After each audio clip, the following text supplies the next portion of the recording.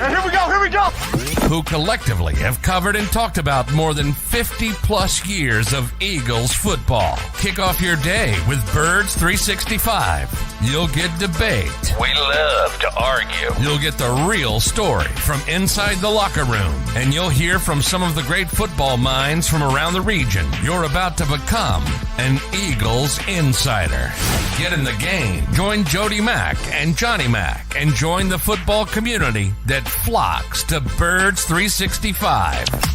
Birds 365 starts right now. Welcome to the NFL. Let's go! Let's go! Go!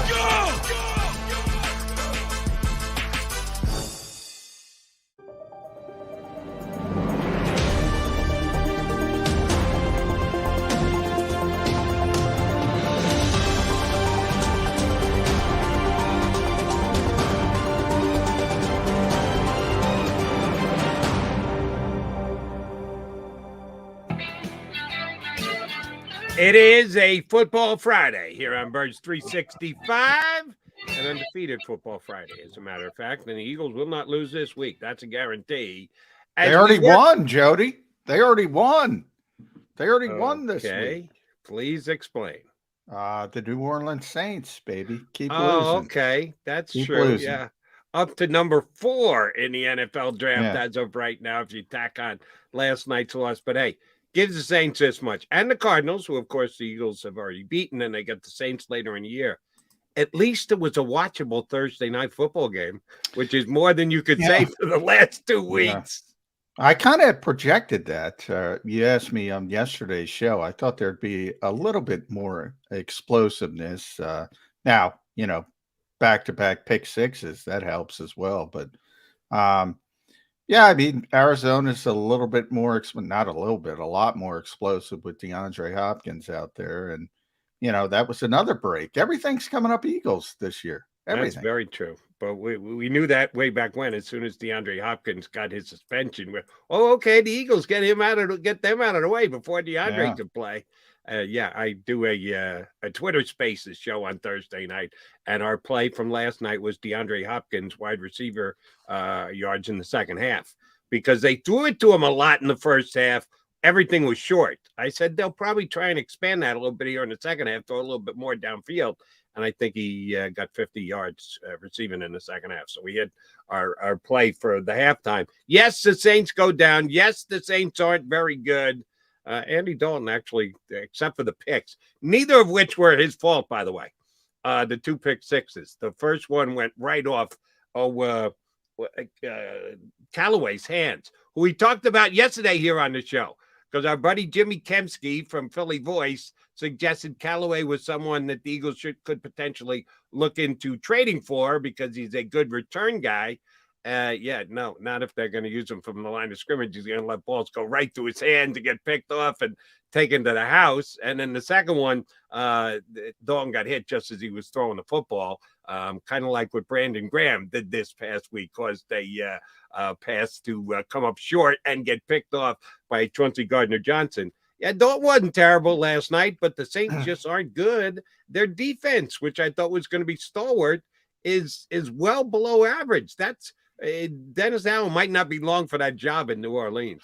Yeah, I mean, when the Eagles made the trade, I said that was a great trade. I don't know what New Orleans sees that they think they're a contender, and I tweeted it this morning before the show. The toughest thing in the NFL is self-evaluation, to be honest with yourself. And I don't think Mickey Loomis was honest with himself with that. No, I didn't think they'd be this bad. And by the way, I don't think they'll end up with the 4th overall pick. So I don't think the Eagles are going to be that high as where they are today. But I don't think they're a terrible team, but they played terrible so far.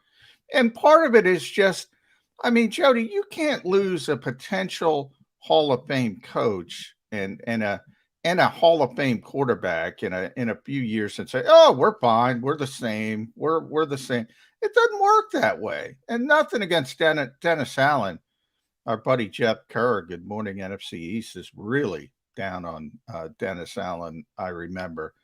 I mean, But he's not replacing Sean Payton. He might not be the worst coach in the history of the world, but there's going to be some hiccups. And I just don't think they were honest with themselves. And the Eagles are going to take advantage of that. I mean, the Eagles are as we stand today, the Eagles are a Super Bowl contender, and they have a top 5 pick in the NFL draft. That's pretty good. So the Howie Roseman haters have to recede further into the darkness. And while I agree with you, they might not have the 4th pick in the draft. It's going to be top 10, almost guaranteed. Look at the teams that are ahead. Who ahead of them would you say, well, the Saints will definitely go by them? All right, I give you the Texans. Are they definitely better than the Steelers? I don't know that. Deshaun Watson's going to come back at some point for the Browns. I don't know that. All right, the Bears kind of late though with Deshaun. I don't know if he's going to be able to help them that much this year, but we'll see. I mean, there's the potential, no question about that. Dougie P's Jaguars going to fall apart? I think they're going to get better as the season goes on. Well, then the Saints aren't going by them. Denver, man, that's a game I'm looking forward to seeing this week. The Jets going into Denver, because the Jets are going to wise teams. Boy, it's very rare. Well, I can't speak for you. You can speak to this.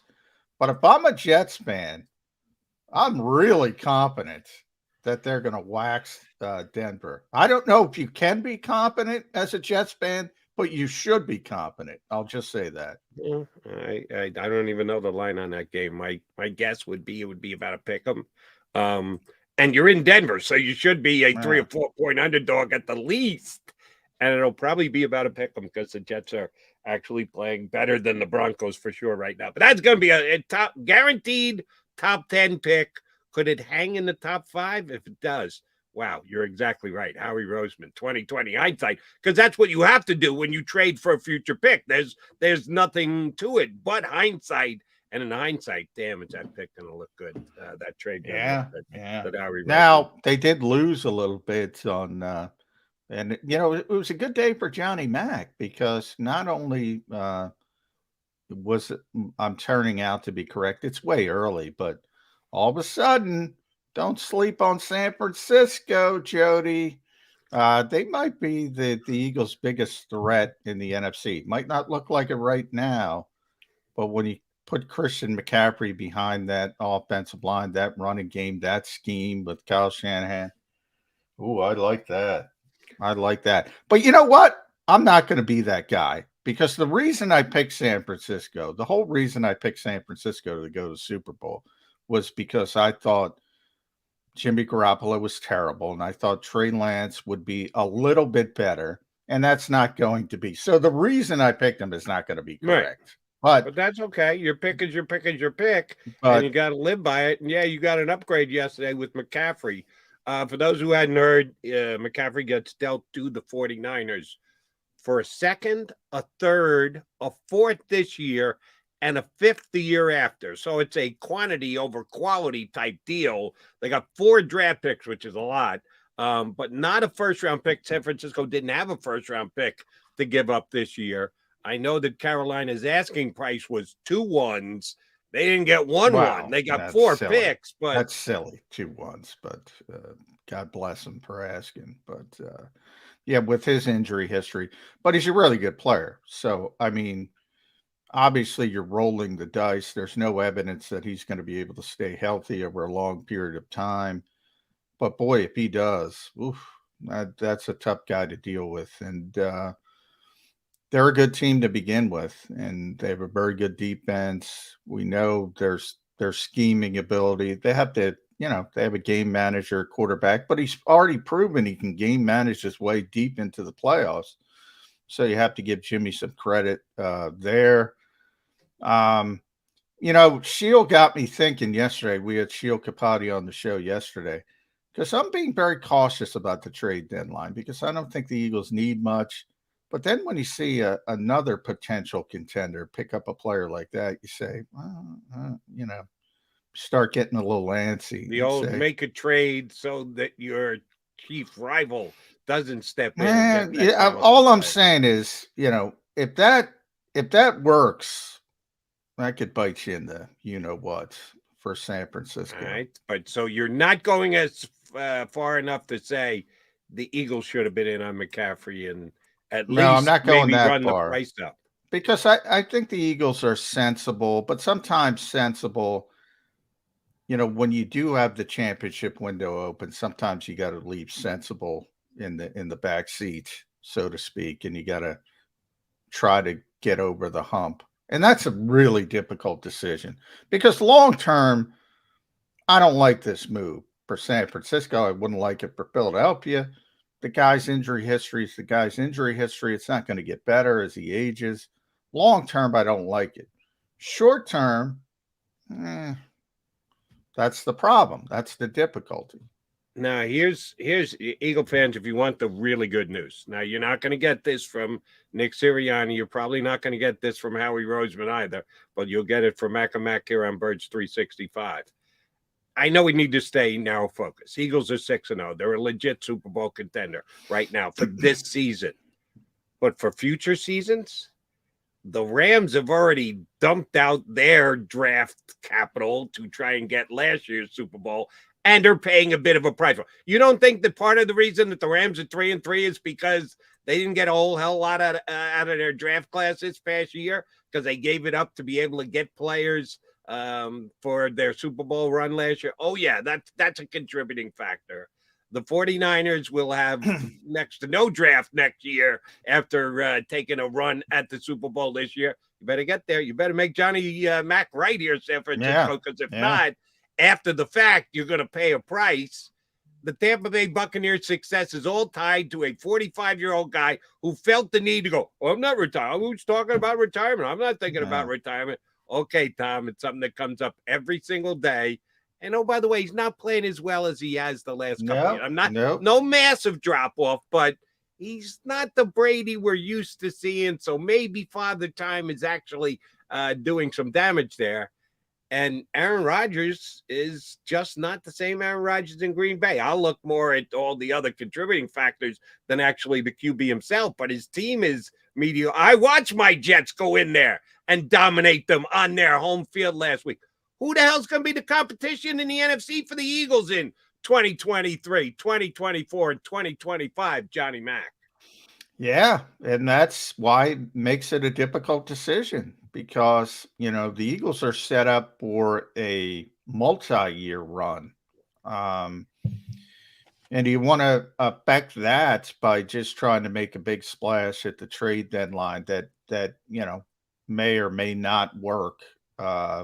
Running back, we already went through it with JAKIB. Better chance for a running back to be a little bit splashier than certain other positions where it's not necessarily plug and play. It's a really difficult decision. And, when I talked about Mickey Loomis at the big self-evaluation, you got to be honest with yourself. Do you need something? I don't think the Eagles need something. I think they're already a significant Super Bowl contender. I would go so far as to say the favorite in the NFC now. I think that's legitimate. Could they lose on a given day? I always go, Green Bay, San Francisco last year, San Francisco, Dallas last year. The Packers should have won. Dallas should have won. They didn't. So anybody could lose on any particular day.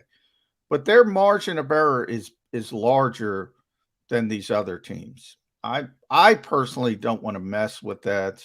Don't want to affect that.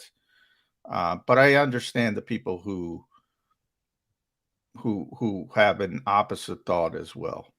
And oh, by the way, from a wagering standpoint, before the season started, you had the Eagles win at 11. Last week of the preseason, they looked good enough to me that I jumped at 12. The over-under is 13.5 right now, which means and the juice is on the over side, which means that they're leaning toward 14. Who else in the NFC is going to win 14 games? Not anybody. No, I don't think anybody's got a chance to win 14 other than the Philadelphia Eagles. Yeah, Minnesota, we've talked about. We already saw Minnesota from an Eagles perspective. They're not good enough to be in that range. The Giants, I don't think they're good enough to be in that range. Can the Cowboys get hot if Dak Prescott hits the ground running? Maybe Dallas is the second best team. And they showed some signs against the Eagles with a backup quarterback. So maybe I'd put them in just a check mark and say keep an eye on where they go with Dak Prescott. But the Eagles are the best team in the NFC by far. The reason why the Cowboys don't scare me, and certainly getting Dak back is going to upgrade their chances. I thought their defense would come in here and play a little bit better, and the Eagles moved the ball really easily against them in the first half. But it was probably more so the Eagles defense. Yeah, I know your boy Jonathan Gannon, who not everybody likes. Check the numbers, folks. The Eagles defense is pretty damn good. Yeah. I just saw this when I was looking back at the box score for a different reason today. In the game on Sunday night against the Cowboys, and I know this is a difficult stat to judge, and I guess the NFL has an official scorer at every single game that certainly designates some plays. We all know how to keep score at a baseball game, but I'll be truthful with you. I don't know how to keep. What does constitute a pressure is debatable. It's like subjective on every single play. And another one of those that is kind of subjective, but I couldn't believe the domination in this category. How many passes do you think the Eagles defended in the game against the Cowboys? A lot. Bradbury had a bunch, I think. I'm already on. I 6 or 7, I'd say, somewhere. How does 12 sound? Oh, wow. They had 12 passes defended in the game. And again, subjective the way that it scored. How many do you think the Cowboys had? 1 or 2? 3. And do you know who had 2 of the 3? It wasn't Diggs. No, he had a goose egg. Parsons? Micah Parsons had 2 of their 3 defended passes. They only had 3 for the entire game, and Parsons, Mr. Outside Edge Rusher, speed to the quarterback, had 2 of their 3 passes defended. Yeah, I don't know that those box scores. I assume you're talking about the NFL box score. Yeah. I'm looking at they had 12. That's ridiculous. They didn't have 12. Like I said, it's subjective. You're a guy who likes to chalk up the hurries and the pressures. They're very subjective. Yeah. No, everything. Yeah.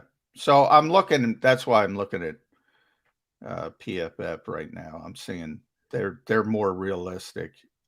They have the Eagles at 7. I think that's more realistic.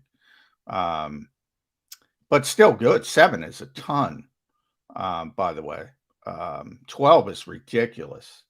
That's what I'm saying. That's why, even though Dak comes back, the Eagles defense is better than the Cowboy defense. And right now, with the way Jalen Hurts is playing, the Eagles offense is better. The Cowboys have an overrated CD Lamb and Pete Frank and Joe playing wide receiver for them these days. Yeah, Eagles have really disappointed and AJ Brown. I'm really disappointed in CD Lamb this year. I'm really disappointed because I thought he had a chance to be, one of the top 5 receivers in football. He hasn't come close to that. Now, again, maybe when Dak comes back, maybe that changes. Look, but what I said originally, I would keep an eye on the Cowboys more than Minnesota or the Giants, is all I'm saying. Still think the Eagles are better. Yeah, I just see the Eagles is better than everybody in the NFC, and it's not really close. All right, we are close to punching up our first guest. We haven't had him up in a couple of weeks. It's always fun when he does join us. Now of the Philadelphia Inquirer these days, and you can also read him after the games on Sunday here on JAKIBSports.com. Joe Sanliquido going to jump in with us here on Birds 365. At Pond Lehocky, we've recovered billions of dollars for our clients, and we're confident we can do the same for you. With over 250 years of combined courtroom experience, we've helped over 100,000 injured clients obtain obtain some of the largest settlements in Pennsylvania. One conversation is all it takes to help you and your family get back on track. If you've been injured in an accident, give Pond Lehocky a call. Go to get your game on. Go for the beers. Go for the cheers. Go for the hit and the hits. Go for the stakes and the stakes. Go to get your parlay on. Go to get your party on. Go for the scene. Go for the screens. Go for the gallery. Go for the win. Go to Ocean. Visit theoceanac.com to plan your visit. Go passionately. Go fearlessly. Go confidently. Go Birds! Go confidently towards your goals with First Trust, Philly's hometown bank for nearly 90 years, and the official bank of the Philadelphia Eagles. We're focused on getting you over the goal line. So go with conviction, go with trust, Go Birds! and go forward with us by your side. First Trust Bank, the official bank of Philadelphia Dreams. Oh, and go Birds.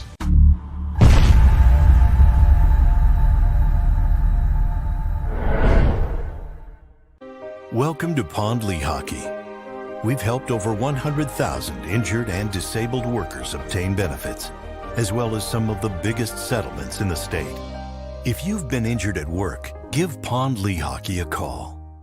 Score and save in southeastern PA and Delaware with Colony Pools this football season, and let the experts close your pool with a custom Merlin safety cover in green for the birds. And if you join our Winter Watch team, we'll give you another 20% off, and Colony Pools will handle it all.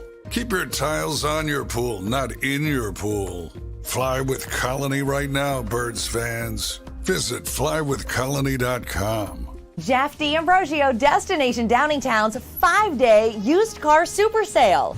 Jeff puts an end to high prices now. 5 days of the best car, truck, and SUV deals ever.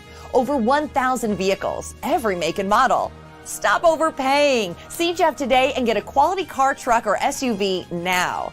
The 5-day used car super sale. Experience how easy it is to deal at Jeff's. Nobody treats you better. Nobody gives you more. Jeff D'Ambrosio, Destination Downingtown. GoJeffAuto.com.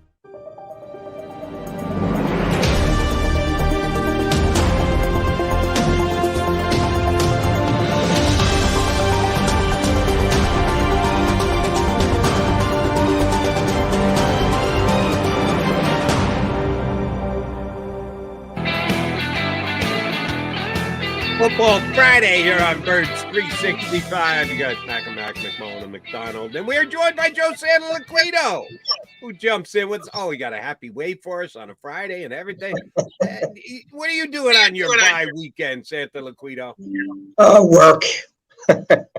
Work.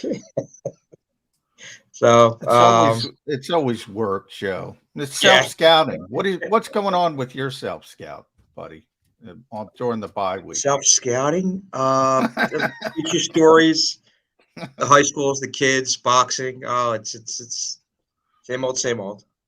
Speaking of boxing, the whole jump around thing with several different sports, including boxing, which you're probably most well known for. But then you want to be able to jump into the Eagles and stay right on top of it as everything else. What kind of grasp do you have? Because John's there every single day. I'm here on Birds 365 every single day. You're in, but you get out and you get back in, and how does this Eagle team look to you at 6-0 right now? Fantastic. They're doing what they have to do to win. They're winning in different ways, which I really like. And I go back and I said it on your air numerous times, knowing quite well, former NFC head coach who told me, and who faced them numerous times each season. He told me, we knew what they were going to do. They still did it, and we couldn't stop them. And we see that happening here. We see that happening in the Arizona game. We see that happening in the Dallas game. Arizona knew what they were going to do, and the Eagles jammed it down their throats. Dallas knew what they were going to do, and the Eagles jammed it down their throats. So right now, the way this team is playing, it's playing with confidence. If we spoke about this. If there's a shaky area of the field, it would be special teams. But right now, there has not been a blunder. Do you fear there's a blunder coming? Yeah, but it hasn't come yet. And it's a very, very simple process. Mr. Covey, just catch the ball. That's all I think that needs to be done. Just catch the ball, young man. Catch the ball. You don't have to run it up the field. You don't have to be a Johnny hero, because there's a ton of heroes on this team right now. Yeah, well, Britain could use some help with some blocking on special teams. I'd like to see him get an opportunity, but you're right. Until you get that, all you want is ball security. So, the Eagles are plus 12 right now. I don't know how sustainable. That's the one thing, Joe, I look at and say, all right, plus 12 through 6 weeks. That sounds pretty impressive. What sounds even more impressive is number 2 is Minnesota and Baltimore, and they're plus 4. I mean, that's kind of ridiculous. Plus 4, and then number 1 is plus 12. That's probably going to come back to the mean, so to speak. That's the one thing that concerns me. And more than the defense taking the football away, they have guys who take the football away.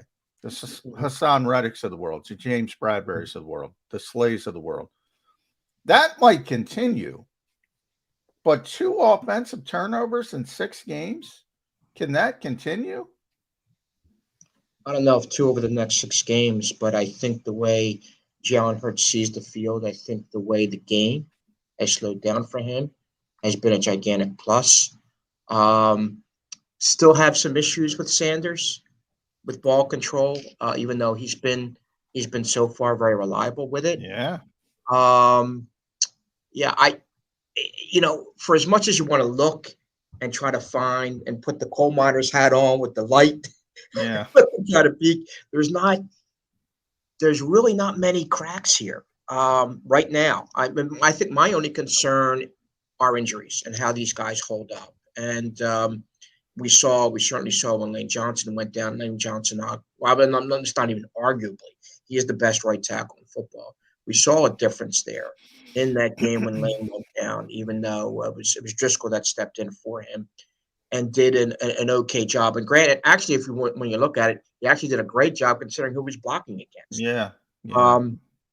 So that in terms of what's going on with this team right now, that's it. Just whether or not they're able to hold up. Kelsey's a little bit older, even though, again, John, you see everything. This guy's supposed to be in the twilight of his career, and I can't imagine a time where he's played even better than he's played this season.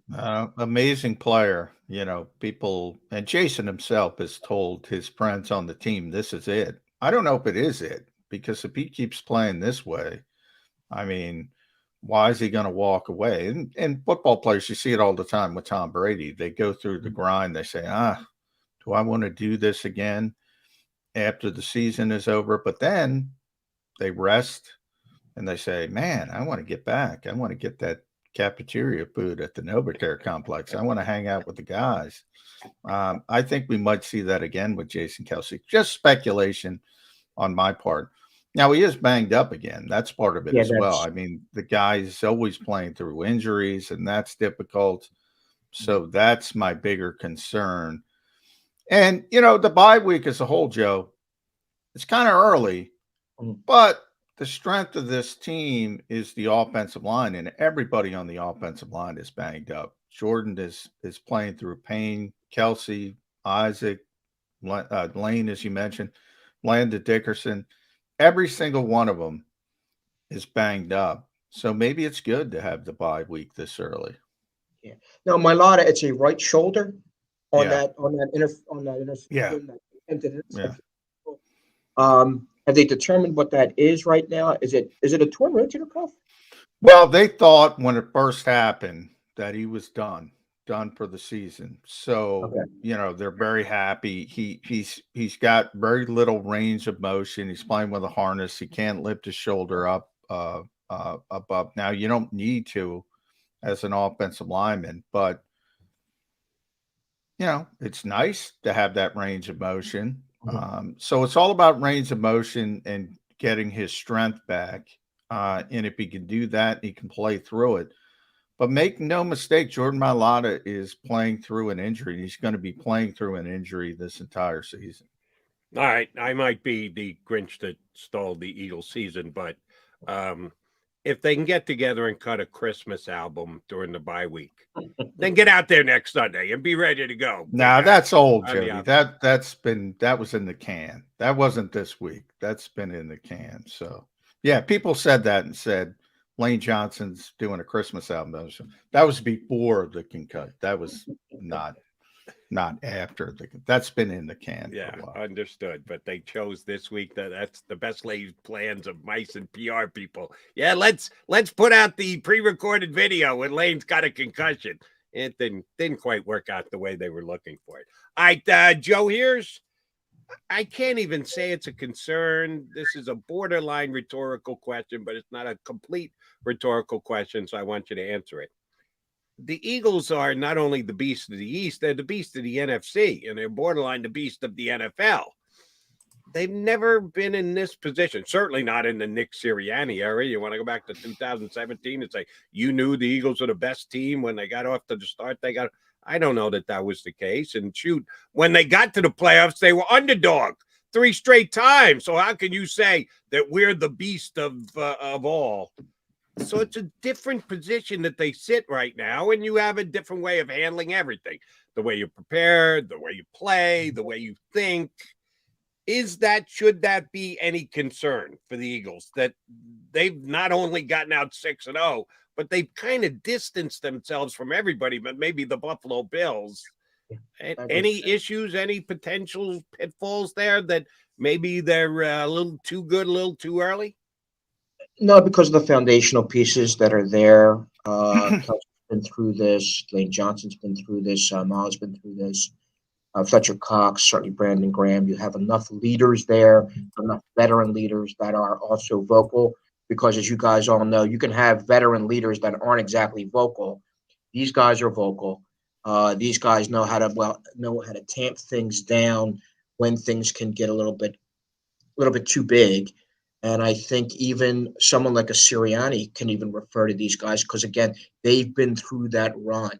They know what it's like. You know, it's not, well, yeah, we aren't dealing with 5 years now when they made the Super Bowl run. But again, the foundational pieces are there for this team to lean on, and they're strong, they're vocal. Right now, also, it's very, very important that, well, with the exception of Lane Johnson, that they're healthy, and with obviously Kelsey semi-healthy. But again, you have the great type of leadership with this team, foundational leadership with this team that won't let that get out of hand. Those guys, again, know when to speak up. They know the environment. They can read the room to a point. And I don't think those foundational pieces will let this wagon get out of control in terms of the hype machine. Yeah, I mean, it is interesting. You know, I must admit, Joe, with the trade deadline coming up, November 1st, and yesterday on the show, Jody will tell you, I said, I don't want to mess with this team. I don't want to mess with this team. I get up early, so I went to bed before Christian McCaffrey trade broke. And I woke up this morning, and I got to admit, I was like, oof, boy, that looks good for San Francisco. Who could potentially be an issue down the road. It's a difficult sort of decision to make, standing pat or trying to make a splash because you're close and the championship window is open.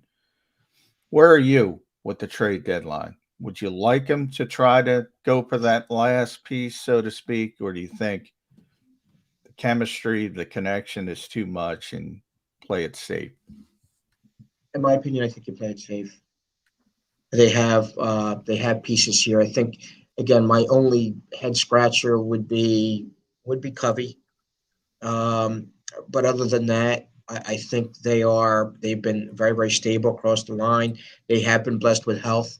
They are deeper than I think any team in the NFL in terms of one of the most important positions I think the most important on the offensive line. And what's the old bromide? I mean, don't mess with something that's not broken. And right now, 6-0, that's a hell of a lot. That's a strong statement. So, and as you guys all know, and the operative word that you used, John, is a fantastic word, is chemistry. I mean, we were all around for that 2017 team.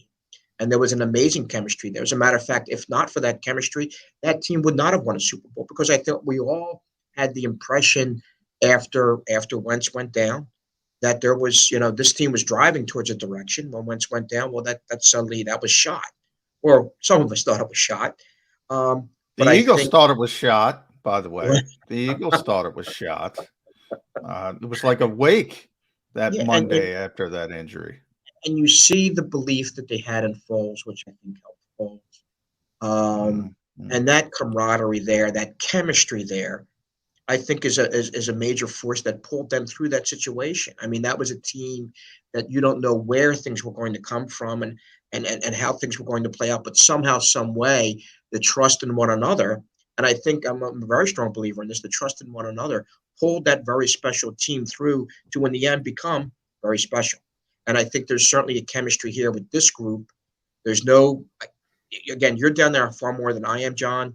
But I got a sense there is no backbiting with this team. I have a sense they are all on the same page. I do know this for a fact, or at least from some of the folks that I still kind of keep in contact with, wink, wink, nudge, nudge. But there is an incredibly strong belief in Jalen Hurts. And he is the straw that stirs the drink, to borrow a phrase from our old dear friend Reggie Jackson. Yeah. And he's the guy that makes it happen. Again, his demeanor is incredible, not too high, not too low. And the other thing too is, I get the impression in the sense that he knows everybody from 1 to 52 on that team. He's engaging. It's not him and his group aside from everyone else, like we know other people have had a history of there with that team. And when they see this, and you have a leader who's a leader with the whole group, not just with certain folks, there's a belief system and a foundation that begins to build. And I think you see all of that now starting to form. And I said it here with you two guys a couple months ago. I saw this team winning possibly 2 playoff games, and I may have been wrong.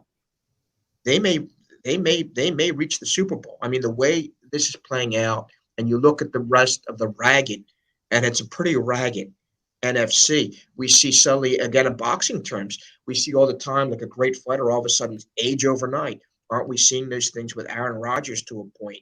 And aren't we seeing those things with Tom Brady? Those would be the 2 guys. We see, I suppose, today's modern version of the old Washington, that other team under George Allen, win now. The over the hill gang in terms of the LA Rams, of what they've built. Now suddenly there's some fissures there. There's some cracks there. You look over the overall picture, who in the NFC really challenges them? I don't think anyone. And I think right now, I think the 3 of us would all agree the only team that can beat the Philadelphia, well, I think 2. I'll put 2 teams. The only 2 teams that can beat the Philadelphia Eagles right now are the Buffalo Bills and the Kansas City Chiefs. Ooh, both in the NFC. Johnny said, let's take a couple of weeks, look back at the 49ers when they incorporate McCaffrey. They might be the toughest foe in the NFC, and he's probably right about that. Let me play devil's advocate on both of you guys for the trade deadline. Here's why I would not be upset if the Eagles made a deal. Now, acquiring a Christian McCaffrey is a big deal. That's a really change the way your team looks and plays type deal. I don't think the Eagles are going there. I don't know that the Eagles even want to go there. But a contributor, a guy who's going to start, a guy who's going to play more than 50% snaps put in on the defensive side. Number one, like you said, on offense, Jalen Hurts is a really good leader. He's going to help the person who's coming in to try and fit and become part of the team and make it as seamless as possible. On defense, to me, they already proved they could do it. They got Chauncey Gardner-Johnson, like 20 minutes before the season started? Yeah. And they plugged him right into a position that he wasn't playing for his previous team. Oh, by the way, Mr. Slot Corner, we're going to make you into a safety on the fly.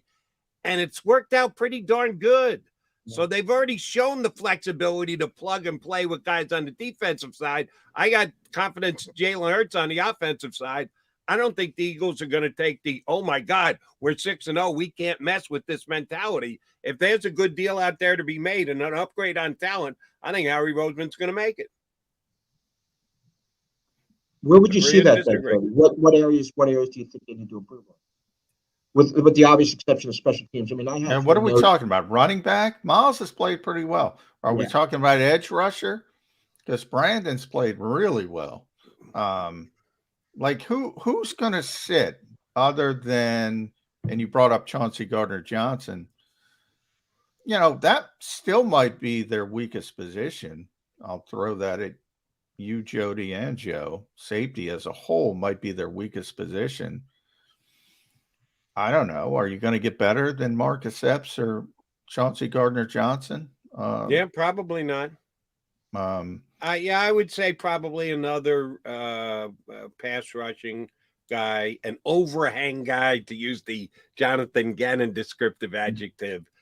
If I were to guess, if somebody's out there, and the guy who's going to be mentioned, of course, is Burns of Carolina, and it's going to have to be the perfect guy, not a guy who's up on a contract. It's going to have to be a guy who's got at least 2 years control. But if I were to guess on defense, it would be an edge guy. And if it was offense, I'd look to double down on the riches and get another wide receiver. Because I know Quez can get behind the defense. I see, Quez Watkins has done nothing except for the big home run against Minnesota.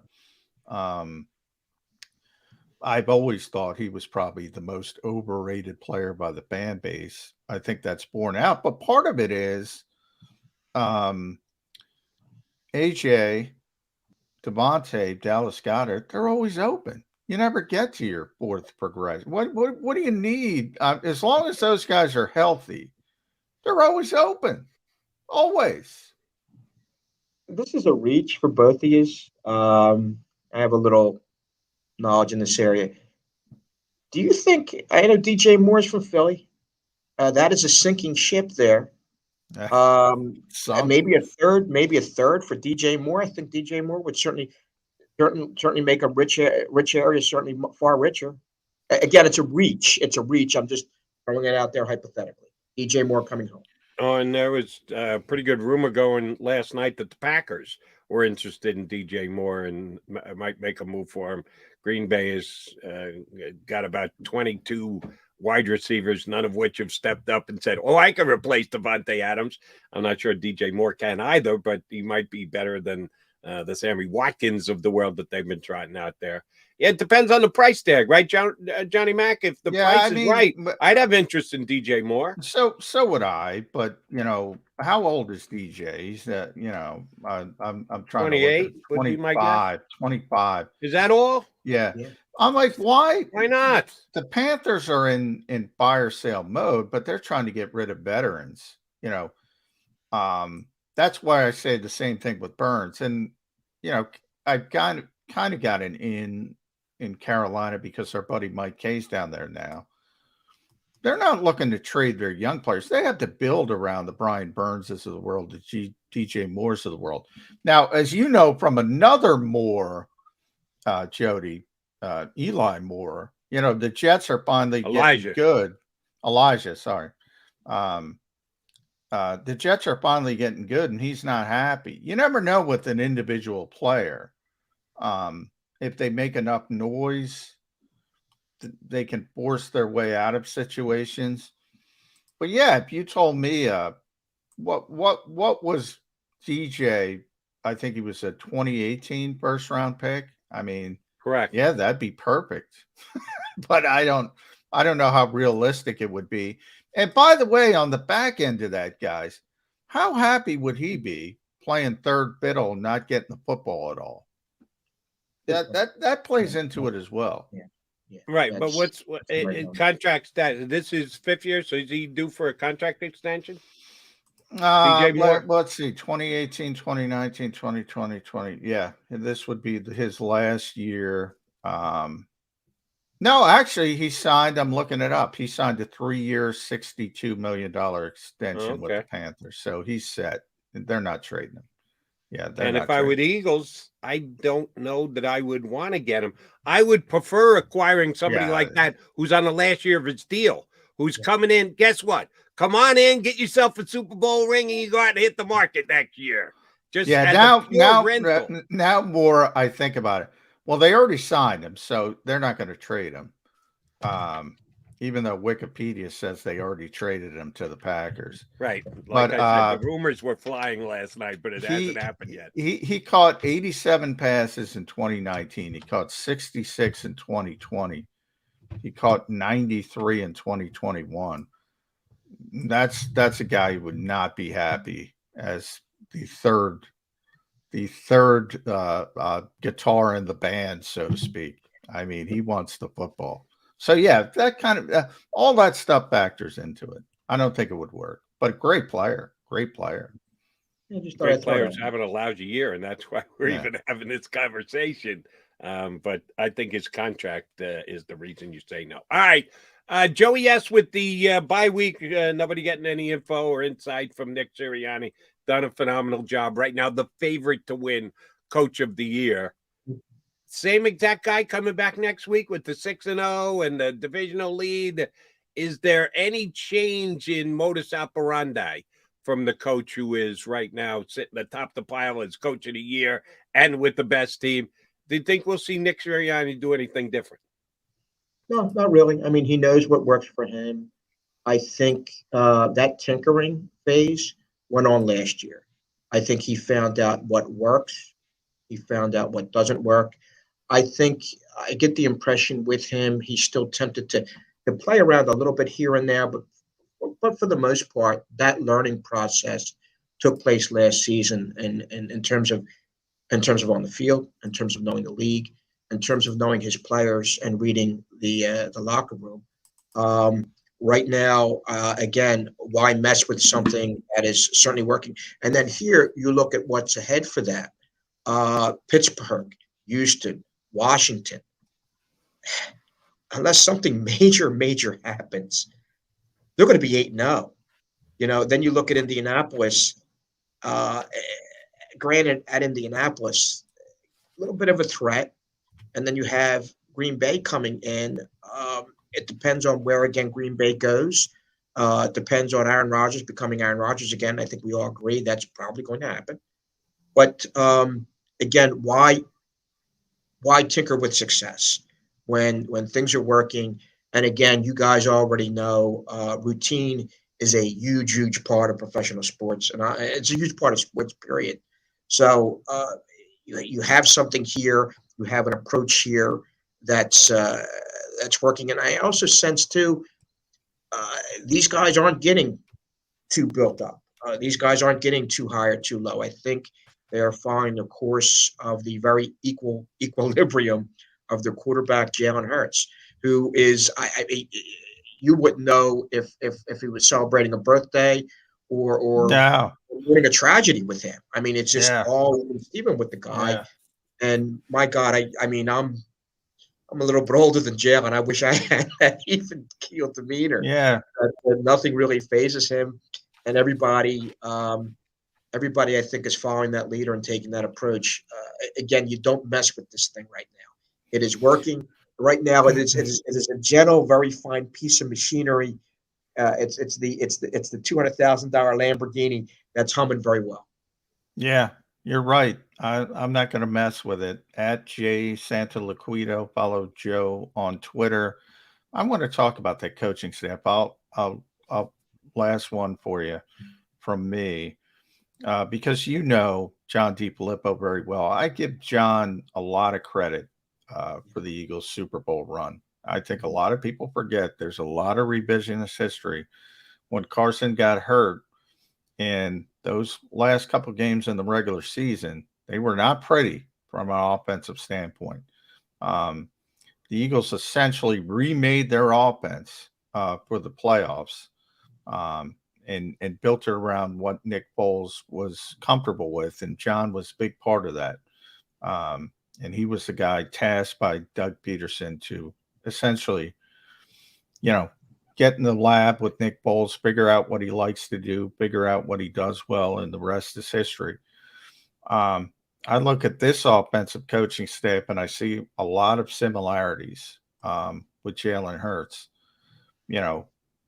Bigger group with Nick Sirianni, Shane Steichen, Kevin Patullo, Brian Johnson, but they build around what the quarterback does well. They don't try to, pound the square peg in the round hole. How much of this run do you give credit to the coaching staff for? A ton. I mean, they formed nothing. I think this time last year, this was a team in dire straits. This time last year, this is a team that many people had doubts about. They had doubts about Sirianni. They had doubts about Gannon. We could go down the list. They knew what they could do. They adjusted on the run. Hey, we can't win this way. Let's win this way. They ran the ball. And now you see here, and a lot of it, I think, has to do with Hurts. But again, a lot of it's the coaching. I mean, this is basically, and I hear people that I talk to every once in a while around the country, this is the Oklahoma, pretty much the Oklahoma template that he ran in Oklahoma and what made him successful there. And we see him suddenly, we see Hurts emerging more and more and more as a passer. I mean, he did some things, I think, with the Dallas game. There was one open when he missed AJ Brown, and that was about it. They also knew with the heat that he was taking later on, with Lane Johnson being out, well, what do we do well again? Let's go back to what we do well again, and that's running the ball and pounding it at these guys. I also saw too, beautiful again on the coaching. Beautiful game plan and dealing with Micah Parsons. There was one, I remember the one sequence, I think it was a third down, where they didn't block him at all. And he didn't know what to do. They ran that play three times. They called it's a run pass option. They called it a run pass run. 3 times. And Shane Steichen would have went back to it again if he needed it. The Cowboys couldn't stop it. They put Micah Parsons in conflict. It was the 4th down. It was the A.J. Brown touchdown. It was the Devontae Smith touchdown. Same stinking play. Yeah. They ran it 3 times, and they would have went back to it again. And you're right with the Lincoln Riley, Oklahoma template. That falls on coaching. That falls on, again, points of attack and how you deal with things. That for years people didn't know. I mean, they knew what Lawrence Taylor was able to do, and they still had problems with him. What Micah, and I put Micah in that he's heading in that area. I'm saying he's Lawrence Taylor. I'm not going to put him there. I got scolded for that, but not yet. You scolded me, Jody. Somebody on the show scolded. Who scolded? I don't know. Gary Myers. Yeah, Gary.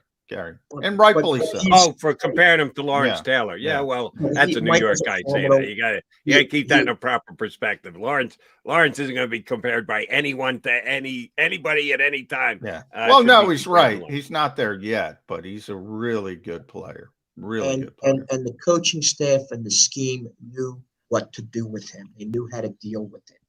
And this is also a group that I really like. Again, from the outside looking in, John, again, you're down there not that often. But they're willing to adjust. And again, I deal with I deal with football at every level, high school, college, pro. And you got guys that aren't willing to adjust. You got guys you got way more that won't adjust than do adjust. And these guys are. They are people are going to pick up with what they're doing. We all know that. And I think, and I have the faith right now in Nick Sirianni and his staff to do adjust to that too. Now, it may take some time, as we're seeing here, and they haven't exactly been too formidable in the second half. And I think as we go down the stretch, I don't think there's any doubt with the ball to here between the three of us that they're going to make the playoffs. I don't think there's any doubt here that they're going to go, most probably they'll win the NFC East. What I'd like to see as we come down into the midway point and into the tail end of the season, I want to see them down in the 4th quarter, and I want to see I'd like to see a late 4th quarter touchdown. Let's see what this team does with adversity. They still have to face serious adversity. They faced a modicum of it, little bit here and there. Jacksonville, they were down 14-0. Yeah, and that was it was 14-14 before you blinked. Yeah, they got right back into it, and it was certainly before the first half. So I think Joe's point is on point. I need your help, Sandler Liquido. I'm going to come to defense of my partner here. Lawrence Taylor was Lawrence Taylor, arguably the greatest outside linebacker in history. I don't think it's even arguable. Greatest outside linebacker in the history of the National Football League. And I'm not talking about overhang guys like Hassan Reddick, who is, yeah, he might be a linebacker, but he's really a defensive end. We know they played defensive end in college and they converted him to a linebacker. Is there any player since Lawrence Taylor that is as comparable to him as Micah Parsons? And I know it's only a year and change of Micah Parsons, but I think John's right. This kid he's not Lawrence Taylor. If you ever asked me to be a betting man, I don't think he'll ever even become Lawrence Taylor, but he's the most reasonable facsimile since, if you're looking at that specific player. I'm not talking about an edge guy who's more of a defensive, a linebacker, a legit linebacker who's an outside pass rusher. Anybody that I'm forgetting here? Ray Lewis was a middle linebacker. Any type of linebacker? Who's that? Derek Thomas in that category. Derek Thomas, the Chiefs, from the Chiefs. Very good. Do you think of him as a more of a outside linebacker, overhang player, or defensive? Derek Thomas, yeah, he's the old school 3-4 outside linebacker. So he's more of an overhang player. So was LT for that matter. But yeah, Giants played 4-3. I know, but he's more of it's a different era. So today he would be an overhang player, is what I'm saying. If you moved it, he would be an overhang player. So that's why I always yell. It drove me crazy in the offseason. Are the Eagles 4-3 or the Eagles 3-4? The Eagles are, I don't give a flying, what about 4-3 or 3-4. So things aren't as rigid today as they were back then. And that's why, pet peeve, drives me crazy. But, and that's why I try to judge players in their era because things change. Like quarterbacks, I always point out, Joe Montana, still the greatest quarterback I've ever seen. Tom Brady pushes that, but I would still give the slightest of slighted edge for Joe Montana. 92.3. I always remember that number. I tell Jody this all the time. 92.3 passer rating is terrible in today's NFL. Yeah. Doesn't mean Joe Montana was terrible. And by the way, if I had to describe the Eagle defense, you know what I would call it? A 5-1-5. With TJ Edwards. That's their 5-1 penny look, Jody. They do run that a lot, but they also run a 5-2. They also run in obvious pass rushing situations, it's more of a 4-2. But yeah, they're all over the board. It's not old school. Can't put an old school stamp on it. Even though we try and do that when we get Joe Santalaquino on, because he's old school, like McMullen and McDonald. He fits in well with us. The bolts are on. Exactly, that too. All right, you going to be putting up a column on JAKIBSports.com after, this weekend you got no stuff, but the week after against Pittsburgh? Oh, yeah. I'm the regular, I help my man out. I'm the regular Eagles game guy, game story guy, which is still kind of fun. Brings me back to some other times when there was a such thing as game stories. So we know they're a little bit of a ways of the past, but it's a lot of fun and keeps me in the flow of things. And then any big fights coming up, Joe, that I should know about? Well, last weekend I was there with Wilder and Hellenius in New York, which was kind of fun. There's still talk. I've never been to Barclays for a fight. Is it a good fight venue? It is. Yeah, there's great angles there. And the scene there, they had 16,000 there. So it's pretty cool. And Deontay Wilder, who's, by the way, trained by Philly's Malik Scott, did what he was supposed to do and knocked out a pretty formidable guy in Robert Hellenius. There's still talk that Errol Spencer and Terrence Crawford are going to fight, but that won't come until early to mid-2023. And other than that, really nothing, which is kind of typical boxing because, again, the best have a habit of like what's the saying, like magnets, they repel each other. It's a very interesting sport, to say the least, because it's a sport above all sports that has a tendency to kill itself. That's true. Unfortunately. That's true. And since we got off on a boxing 10, we'll let you go, Joe. AC doesn't count. New Jersey doesn't count. Yeah, that's a shame. I wish AC would. Go ahead, Jody. Sorry. What's the best fight venue in Philadelphia today? The 2300 Arena. They do a great job. It's tucked in, very close to very It's the close to ECW arena, Jody. Yeah, exactly. Yeah. They do a nice, really. It's very quaint. They've had it set up where they have like a little ramp right now. They borrowed a little bit from the European style, and with the fighters coming down, doing their little thing as they enter the ring, doing the little ring walk. So what's it hold? Yeah, I believe it holds around 2,000. So okay, when they jam it up, they can have as many as 2,000. That's not a bad number. No Blue Horizon. We need Atlantic City. How long has the Blue Horizon been gone? Yeah, it's been gone. I think for now a while. going on 20 years. I can go on a rampage about that, but yeah, we don't have the time. We don't have the time for that. Yeah, not Birds 365. Yeah. But you got 3 boxing fans here. What the hell? All right, Joey, it's always a pleasure, buddy. We'll get you back up in a couple of weeks. Thanks for hopping on. We'll be reading you the game story after the next Eagles win, and we'll catch you in the Inquirer this week. Thanks, bud. Gotcha. Thank you, guys. Thank you. Joe Thanks, Sanfilipino. There he is. He's ready to go. He's ready to fight. He always is. By the way, Jamal Singleton, Jody, we talk about ball security, the Eagles running backs coach, assistant head coach, actually.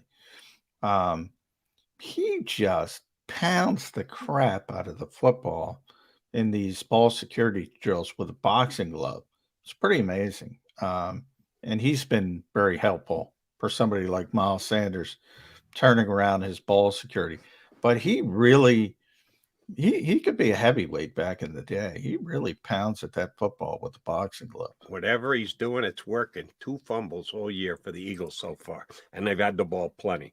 All right, before we get the break, Chris Landry from Landry Football, ex-NFL exec, scout, coach is going to hop on with us. If you've never seen Chris on the show before, you definitely have to stay tuned because he's one of our best just overall football guests. All right, I kind of sandbagged you earlier in the show asking the question about the pass defenses for this past week against the Cowboys. I'm going to take another shot here. And if I'm sandbagging you again, I'll apologize. Yeah. But I think you should know the answer to this question, McMullen. The Philadelphia Eagles had gone how many weeks in a row winning a Player of the Week award? Or Player of the 5. Week? 5 in a row. They got zippity-doo-dah this week. Finally got shut out. Some people thought that Chauncey Gardner-Johnson deserved it. We could debate that. Who got Offensive Player of the Week in the NFC this week? Yeah, I don't pay attention to that. I'm if it's not an Eagle, you don't know, is what you're telling me. I do read it when it comes out, but that's 3 days ago now. I was going to say, you can't remember who won it? No. I'll give you a hint. Do the deal. Marcus Mariota. Marcus Mariota won. I think it was 13 or 14. So. 13 or 14. He only threw for like 129 yards, but he 13 to 14 completions. He threw 2 touchdowns, ran it 5 times for 60 yards, and ran in a touchdown. Marcus Mariota was the Offensive Player of the Week. Yeah, I got a bunch of Eagles fans who are upset that Chauncey didn't win that award. I'm like, those things are not something to take seriously. I mean, the Eagles were playing well. They got by. I mean, Cameron Dicker won Special Teams Player of the Week for kicking a 27-yard field goal. I mean, so there's. I wouldn't take him too seriously. Here's the one thing I'll say for Dicker the kicker, and you're right. If he didn't make it, oh my God, they couldn't have run him out of town on a rail fast enough. Because of that, though, he did get to hang around. He's a practice squatter.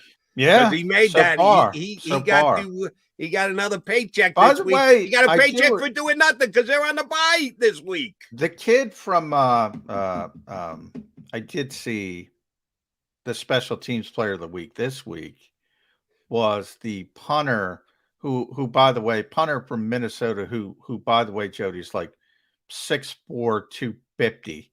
He's huge. Pittsburgh's punter, by the way, is huge. If you've ever seen Presley Harvin, massive punter. Used to punt at Georgia Tech, I believe, won the Ray Guy Award.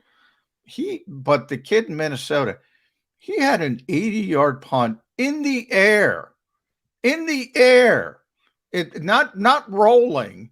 It went 80 stinking yards in the air. So when we talk about, that's another thing.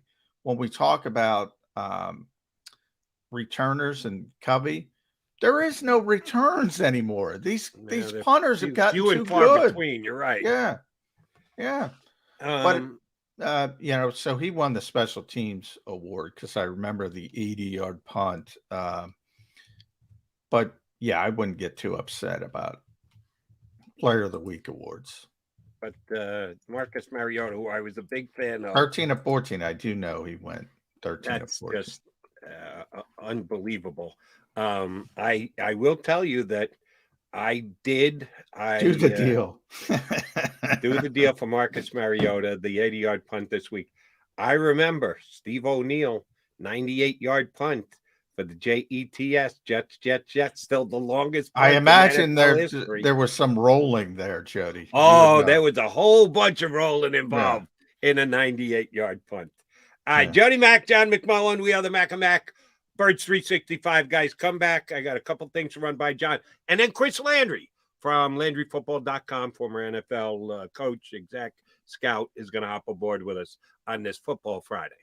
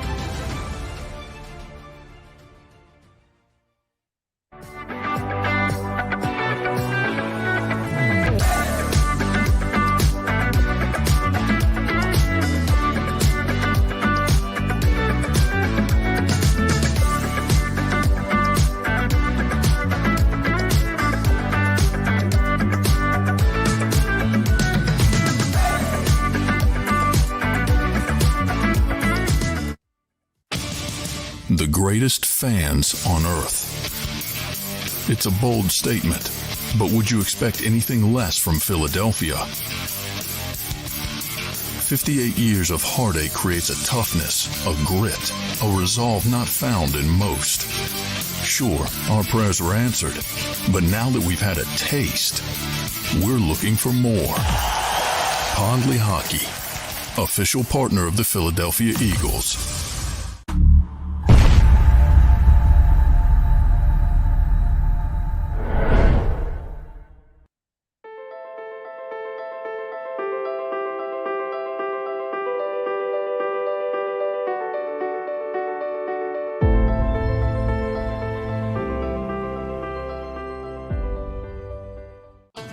The faces you know, the team you trust. The Delaware Valley's leading news program, Action News.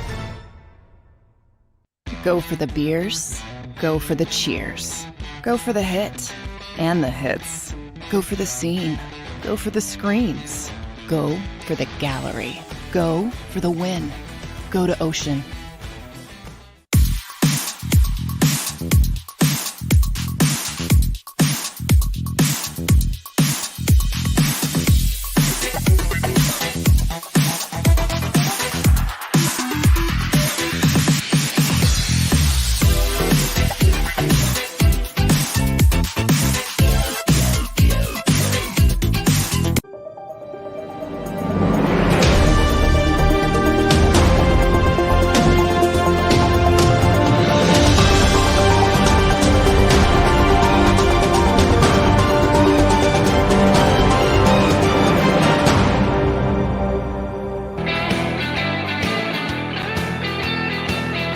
Your Mac and Mac guys, John McMullen and Jody McDonald here with you on Birds 365 as we make our way through a bye week. Yes, the Phillies will keep us interested in Sunday.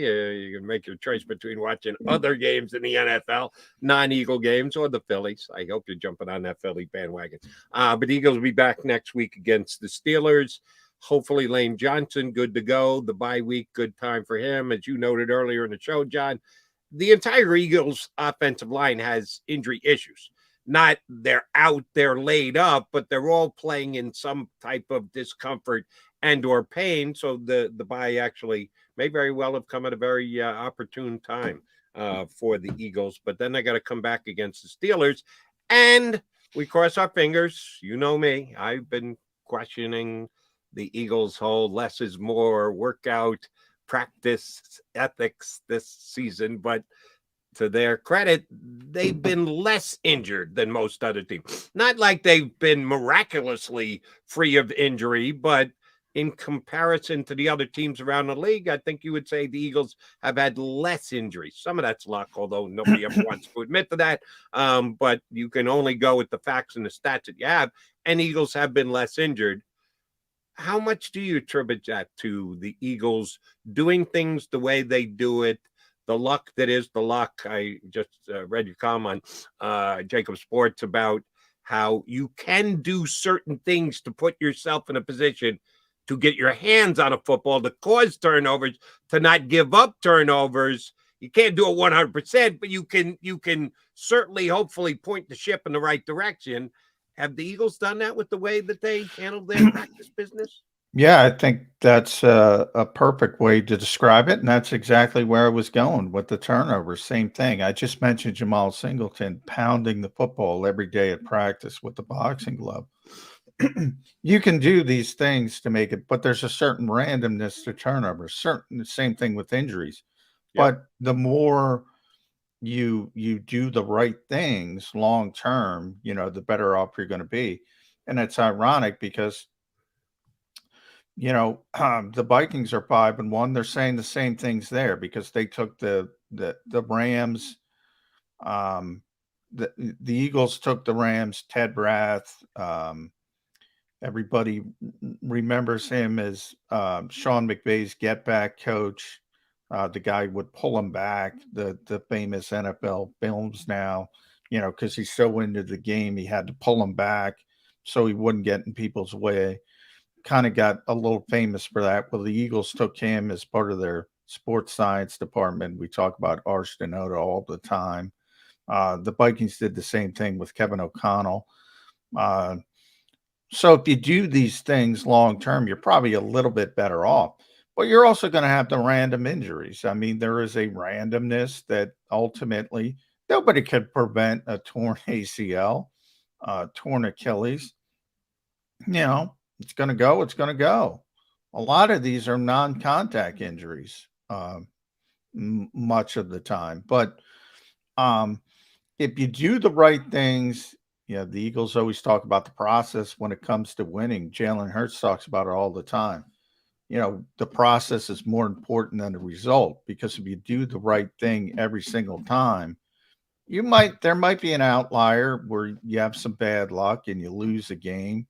But if you do it the right way every single time, you're going to have more good results than bad results. So, same thing with injuries, same thing with turnovers. And oh, by the way, for the limited amount of Eagle injuries that they've had this year, most heavily on the offensive line, as we just noted, Suo Pettis had to step in and play some snaps. Kelsey missed a couple. Beef Jerky had to step in and play a couple snaps.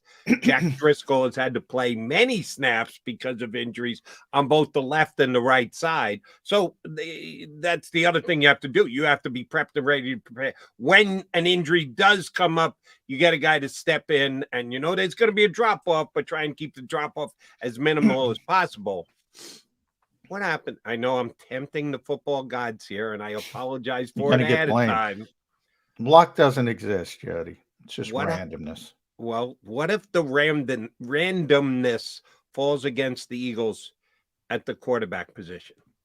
We've kind of forgotten about the mustache guy on the Eagles. And, we should, because Jalen Hurts has been phenomenal. He's number 2 in the MVP standings behind just Josh Allen right now in the entire NFL. They okay if Gardner Minshew has to steer this ship for a couple of weeks? Probably not. Oh, for a couple of weeks, yeah, they're fine. For a couple of weeks. All right, 4 weeks if you need to go more than a couple of months. It gets worse. The more he plays, the the worse it's going to be. I always talk about the margin of error. The margin of error decreases. You just saw it with Dallas and Cooper Rush. I mean, they were able to persevere. Could the Eagles persevere? Yeah, they could, because they have a good team. They have a really good team, and they have a good backup quarterback. He's better than Cooper Rush. And you saw it last year against the Jets. Weren't a good team at the time, but he played well. Yeah, they could persevere with Gardner Minshew, but if he's got to play 10 games, if he's got to play in the playoffs, you don't want to be in that situation. Now, the Eagles have already been in that situation once with Nick Foles, and I know people think of him differently, but it's not different. If you get to the playoffs, if you have home field advantage, if you're the number one seed. Did you say it's not different? No, it's not. Are you suggesting that Gardner Minshew could pull a Nick Foles? In a short window? Yeah, he could pull a Nick Foles. The Foles window. Yeah, he could pull a Nick Foles.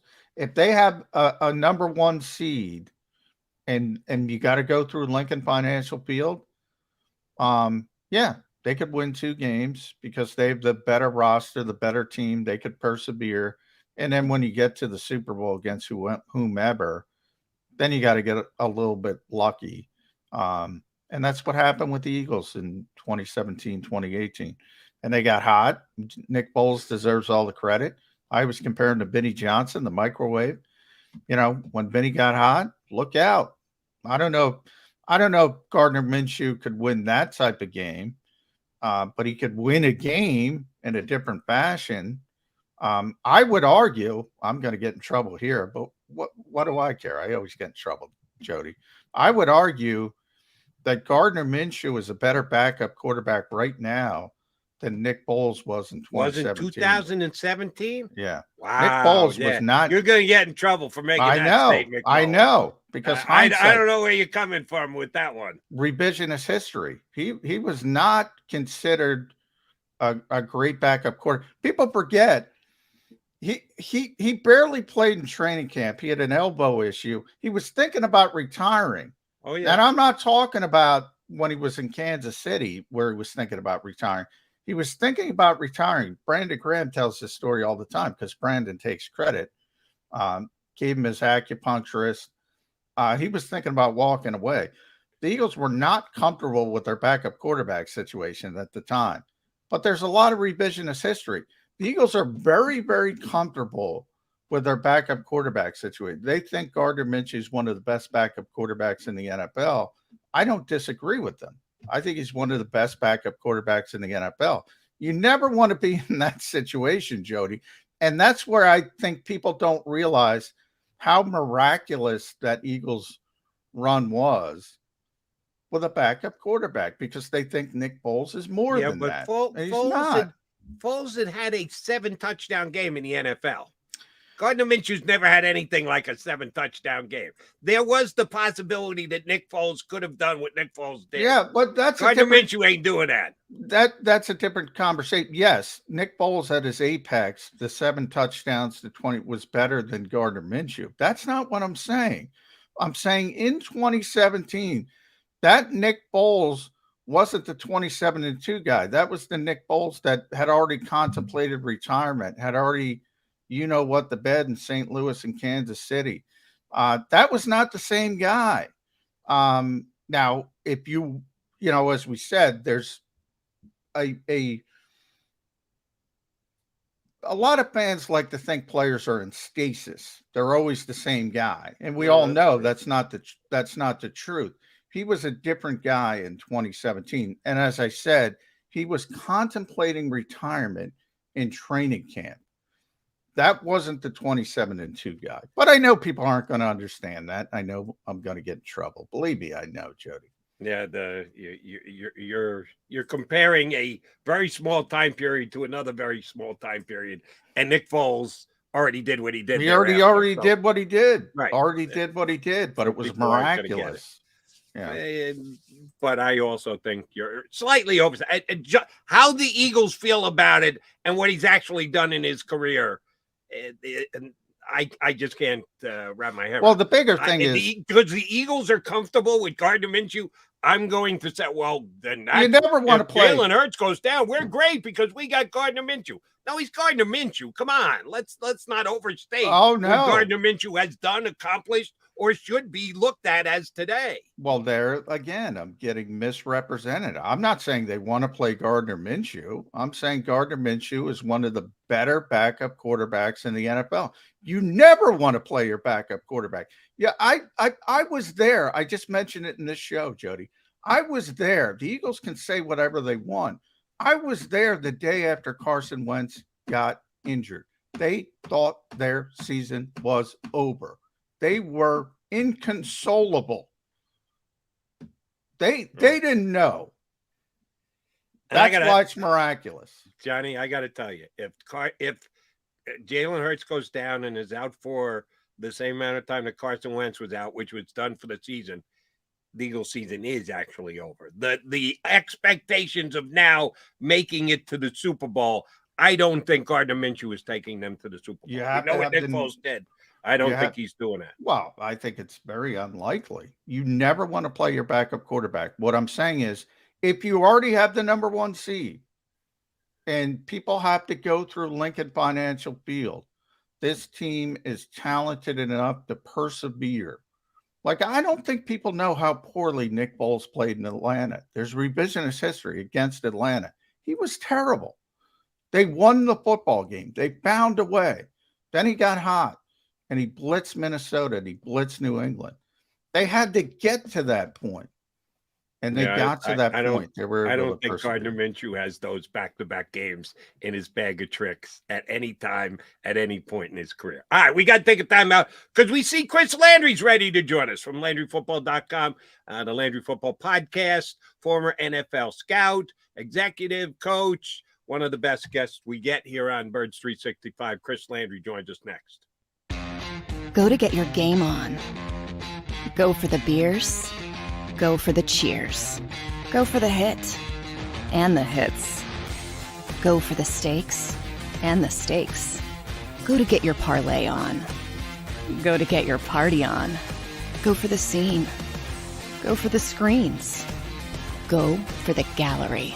Go for the win. Go to Ocean. Visit theoceanac.com to plan your visit.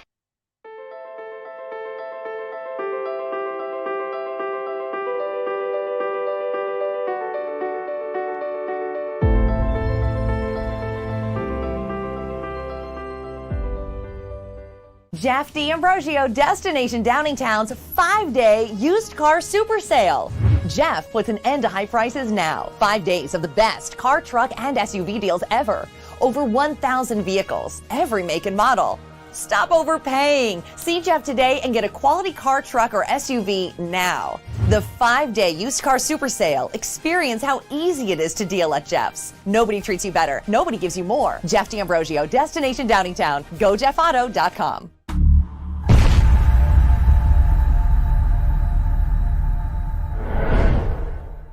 Score and save this football season on your car insurance. Before the next game, save up to 40% on your auto insurance policy. That's right, 40% savings. Call an audible this season and contact the Del Val Insurance Group. They're an advocate for you, not an insurance company. That means they'll get you the right coverage and save you up to 40%. Call managing partners Fran or Jim of Del Val Insurance, 215-354-0122, or score and save at dvigi.com. dvigi.com.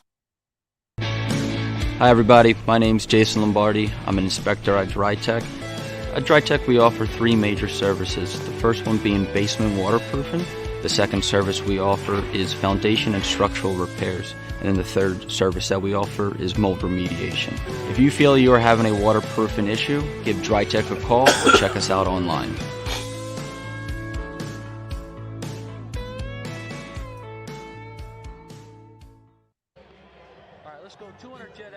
Over the last 17 years, we've built a reputation of growing award-winning teams across the country.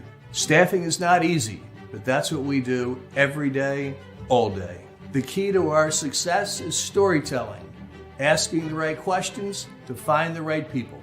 Hi, I'm Gary Kane, president of Kane Partners. We want to be your staffing partner.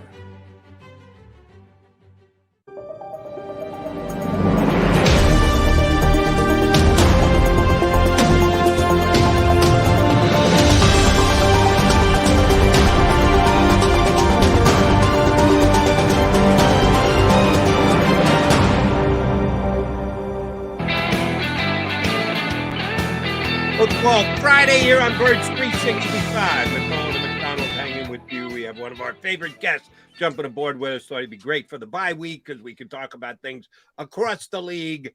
Our buddy Chris Landry from LandryFootball.com, where you find his podcast, Landry Football as well. Former NFL scout coach, do it all guy, good enough to hop in with us today. All right, I'm going to ask you, Mr. Landry, put your scouting cap on first. San Francisco acquired Christian McCaffrey last night for a second, a third, or fourth, future fifth. How does his game, assuming health, which is a big assumption with Christian McCaffrey, when he's up to speed, couple weeks, whatever, how do his skills play into the 49ers Shanahan offense? Very well. You're dealing with one of the creative minds. You look at how Kyle has been able to feature a Kittle, feature a Deebo Samuel. This is another big weapon in the run game, in the pass game. This gives them another big weapon. Big if, though, you mentioned it. Can he stay healthy? He's not been able to do that. Look, it's a big-time weapon. If he's healthy down the stretch, this team will be more difficult to defend offensively with him in the game. There's no question about that. Yeah, you've done it from every different angle around this league, Chris. When you talk about the trade deadline, there's sort of these two schools of thought that, obviously football isn't like baseball. You could just plug somebody in the lineup. It's not a plug and play sport in general. On the other hand, there are certain positions that you can get guys up to speed a little bit quicker. Running back, probably one of them. But then again, Christian's rare in that he can do everything, right? I remember back when he was coming out, people would say he'd run the best routes he ran better routes than receivers. So he's involved in other aspects, all aspects of the offense.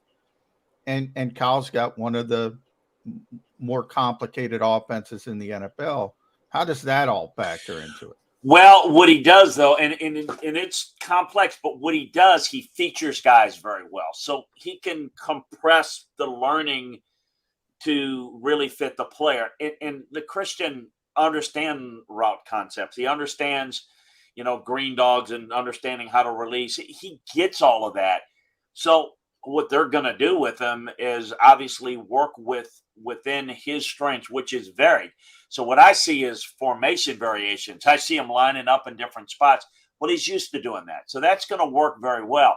I think the biggest thing, though, and Jody mentioned it, is health, because we think about health in terms of, well, how many games, when is he going to be ready for Sunday?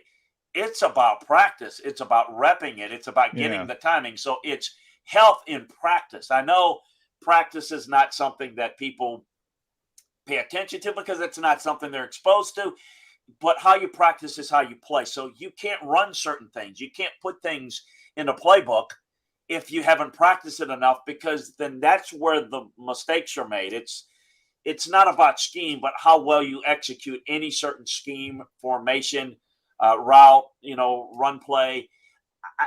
Listen, I think Kyle does, as I said, he features guys well. So I think it's going to work very well, provided he's healthy and he can get the work. We're dealing with a guy that's 8 years into the league. He's seen everything, done everything. He's been utilized in a lot of different directions. So it won't, and he's very bright. So he'll be able to, Christian will be able to handle that. The only thing you would question, and this is not on the table for San Francisco, is, they put a lot of picks on the table for a guy that is in his 8th year and has not been healthy. So I don't know that we look at this as, depending on his health, how long he's going to play, and so I don't know that down the road this makes the Niners better when you reduce all the picks, but they've got a couple of picks, remember, for losing a couple of coaches. So look, they're in a win now mode, and there's very few teams, we'll get into it, very few teams in the NFC that are distinguishing themselves as being special.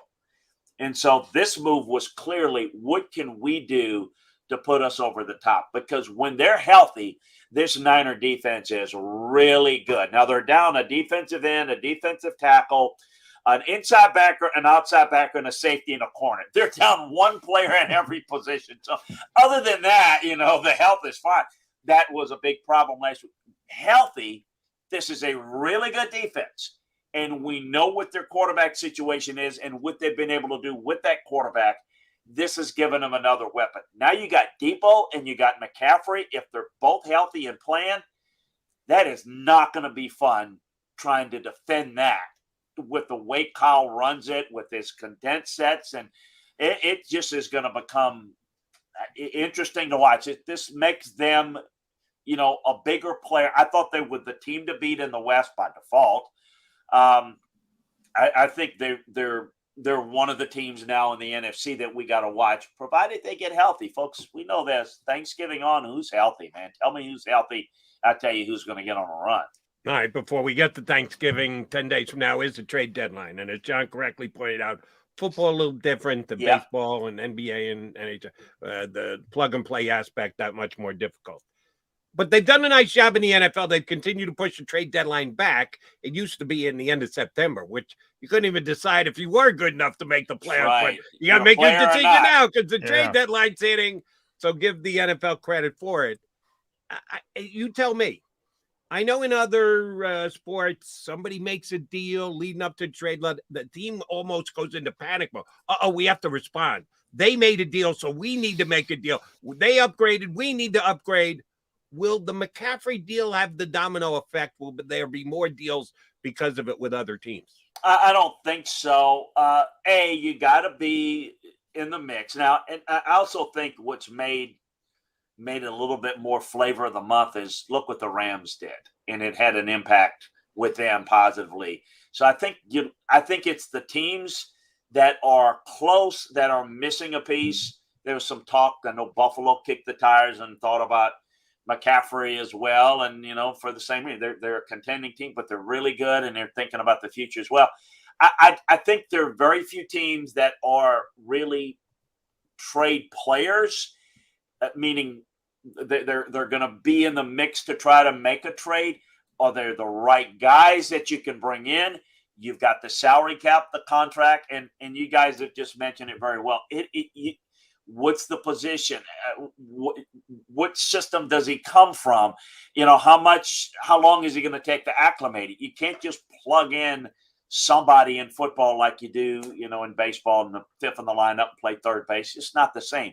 So it's much more complex. You're not going to see a lot of it. I'm not saying that you're not going to see a few. We saw Deion Jones get moved a couple of weeks ago.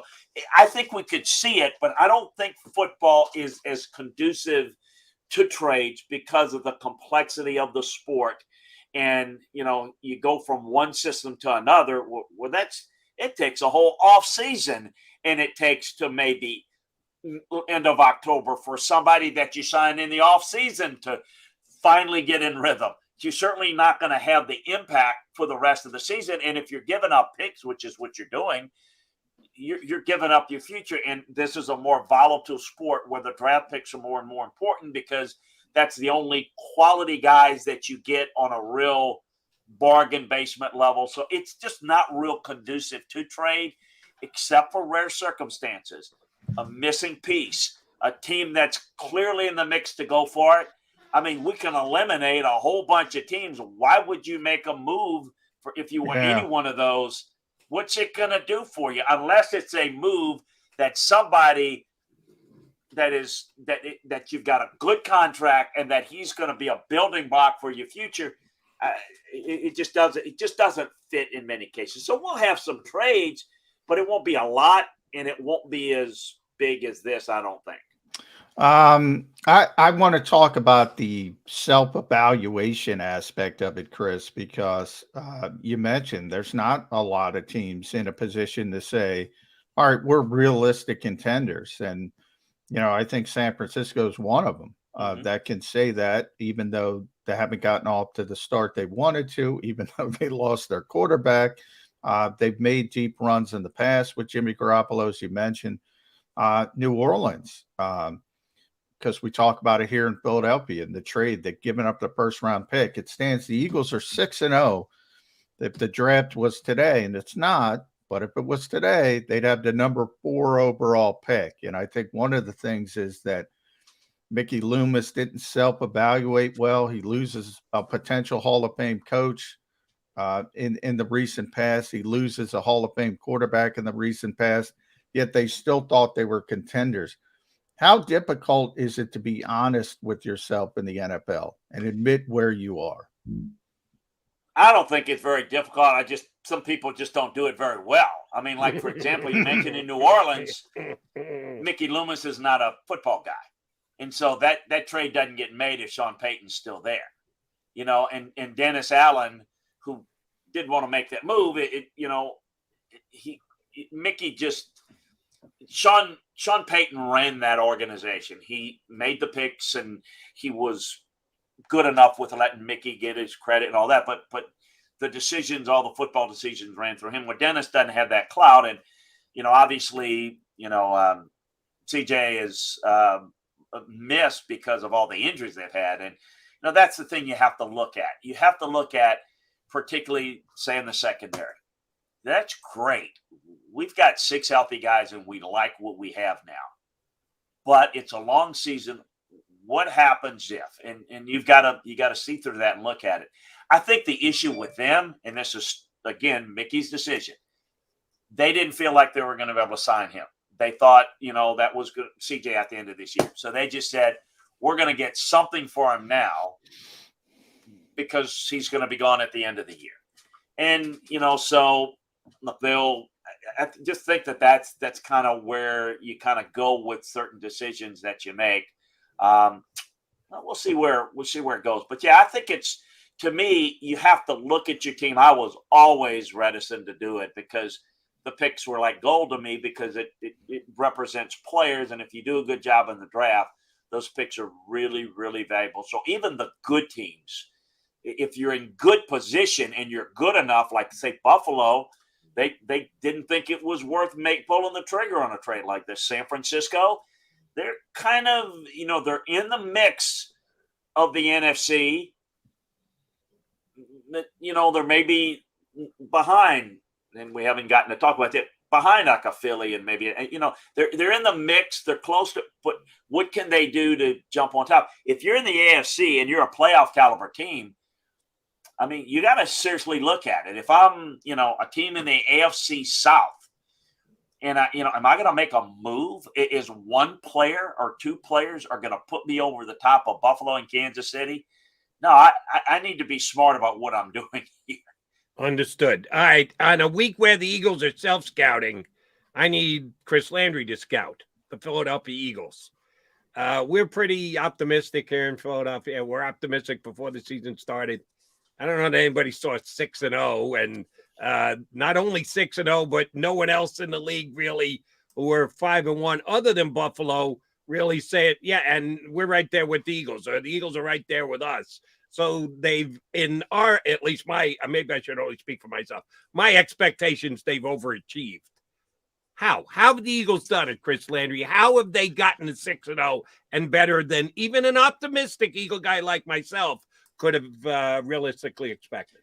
Well, I know in the preseason, when I was on, this is a surprise to me because I like the roster, I like the depth, but I said it clearly. I didn't see anybody in the NFC East that I thought was going to go really like a deep playoff threat, and here I am, clearly wrong because there are 2 teams that are really good, and the Eagles, I think are the better of the 2. Dallas with their defense, and I'm going to start with the defense because I think if you look at the teams in the NFC who are good enough defensively, well, the Eagles, the Cowboys, San Francisco when healthy, Minnesota plays pretty good defense, but it's a little different, and I don't know, and they've got good receiver weapons, but I wouldn't put them in the category. They're not a lot. I mean, if you think about it, there's a lot of just here or there a given week. So I think to me, start with the defense. I think they have been very, very good. I think they've been very sound on all 3 levels. Love their corners. I mean, so the ability to cover, the ability to match up is there. That's better than most people has in the league right now. Offensively, and then I think up front, obviously, I mean, you stay there. They're very good up front, and they're very good in the back end. And when you have that, that's a great starting point.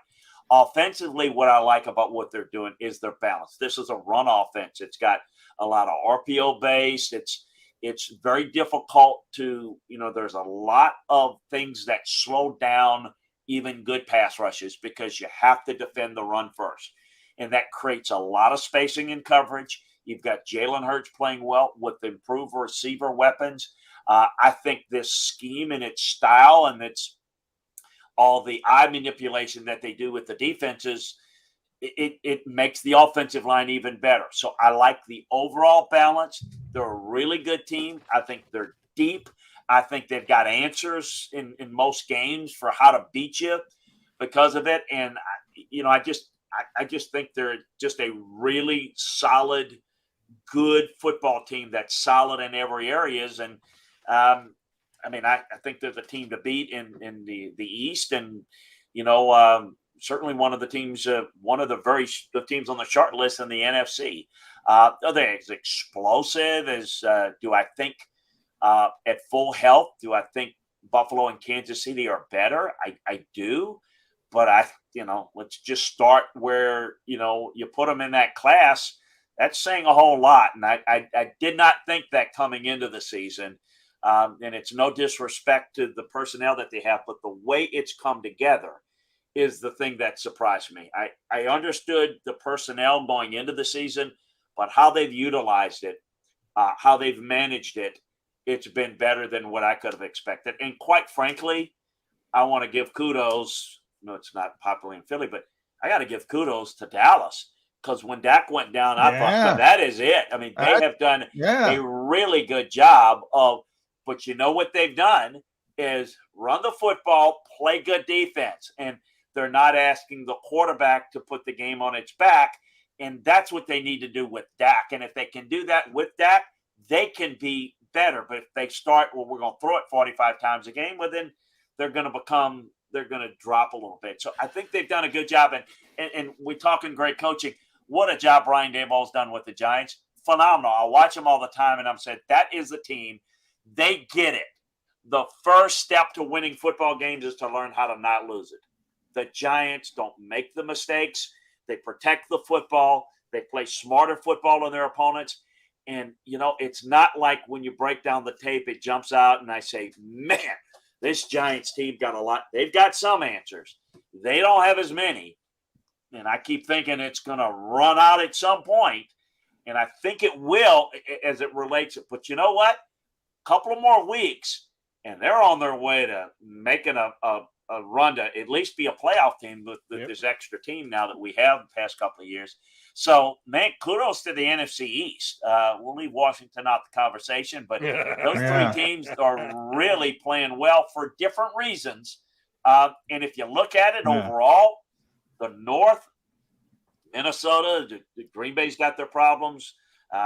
You look at the South, the Bucs have been a huge disappointment. You still can't count them out if they get healthy, but nobody there. Atlanta's done the best job of playing, up to their capabilities, and they're not very good. And that's partly because of the division.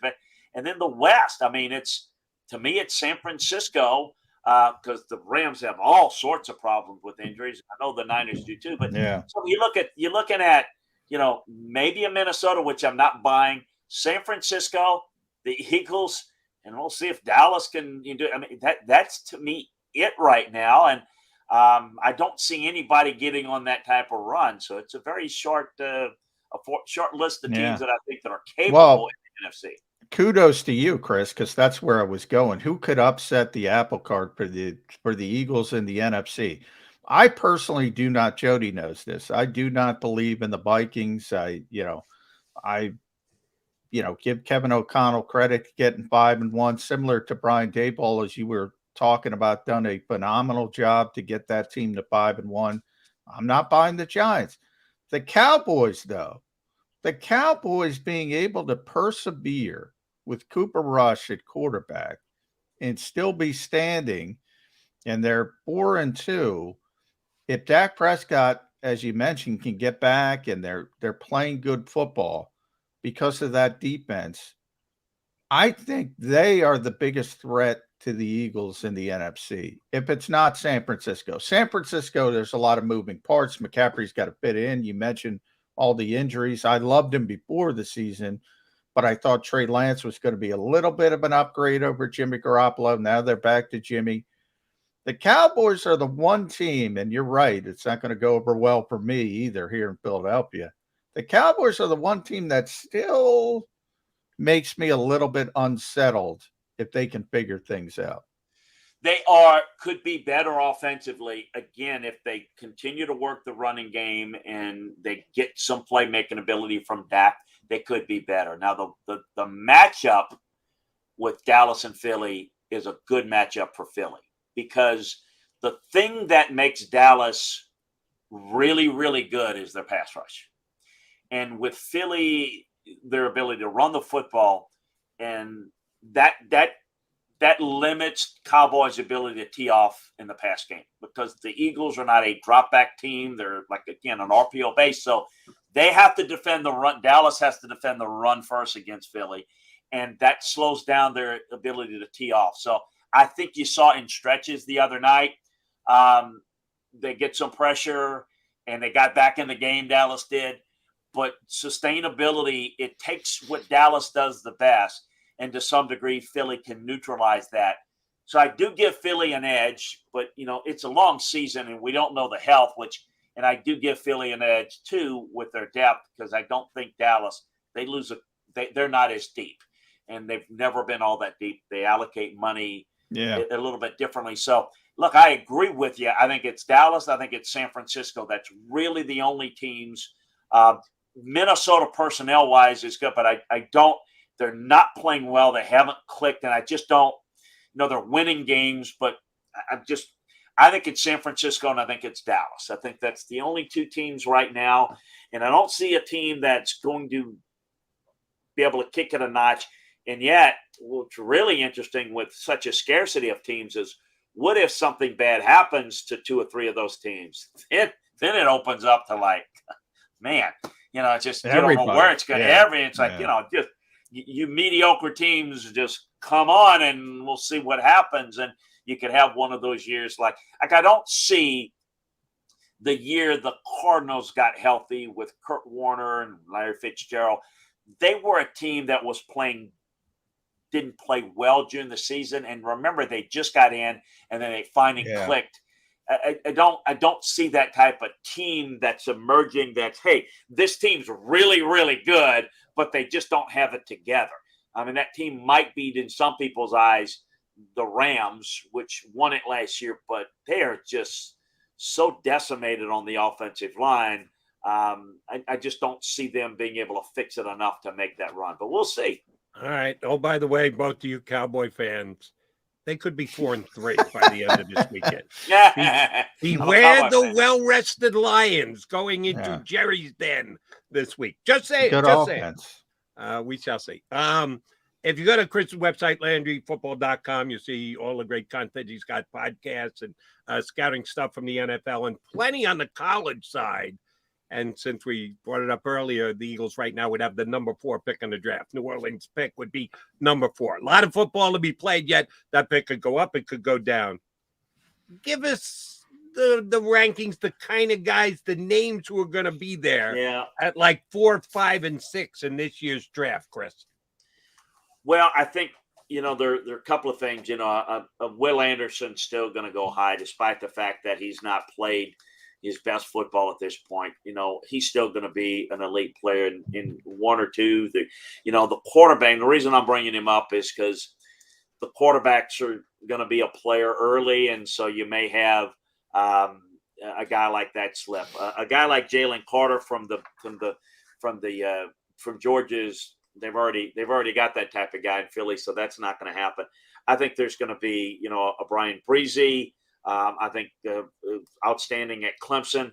I think you've got a number of receivers that I think are going to go relatively high, but it's still pretty early because a lot of those guys, some of them have had some injuries or slow starts. So it's really too early there, because in the process of evaluating, just so much left to go, because even though we're halfway through the college season, somebody like myself that does consulting work for teams, I'm grinding tape, day in and day out. But I can't watch every game of every player yet because it's like running on a treadmill. You can run, but you can't go anywhere. But when the season ends, people say, well, the season's over. How can guys move? Because you're watching tape. You can watch all the tape at the end of the year. Yeah. You can watch. It takes you until March and to get through all the 12 games and bowl games. So there's some really good players. Look, there's going to be a really good player there. And the good thing about it is they feel they have the quarterback. There's going to be a playmaker on offense. I think there'll be some good tackles, but I think the offensive tackles are going to be maybe a little bit more valued in the middle, not as high, but we'll see. I think there'll be an impact defensive player. So I think it's rub your hands and say you're in good position if you end up regardless where you end up. It may not be 4, but it's going to be pretty high, and you're going to get a really good player there if you feel it. Yeah. And CJ or Bryce, who you got ahead right now? Well, CJ's got Bryce. To me is an intriguing guy. I think he's got tremendous intangibles.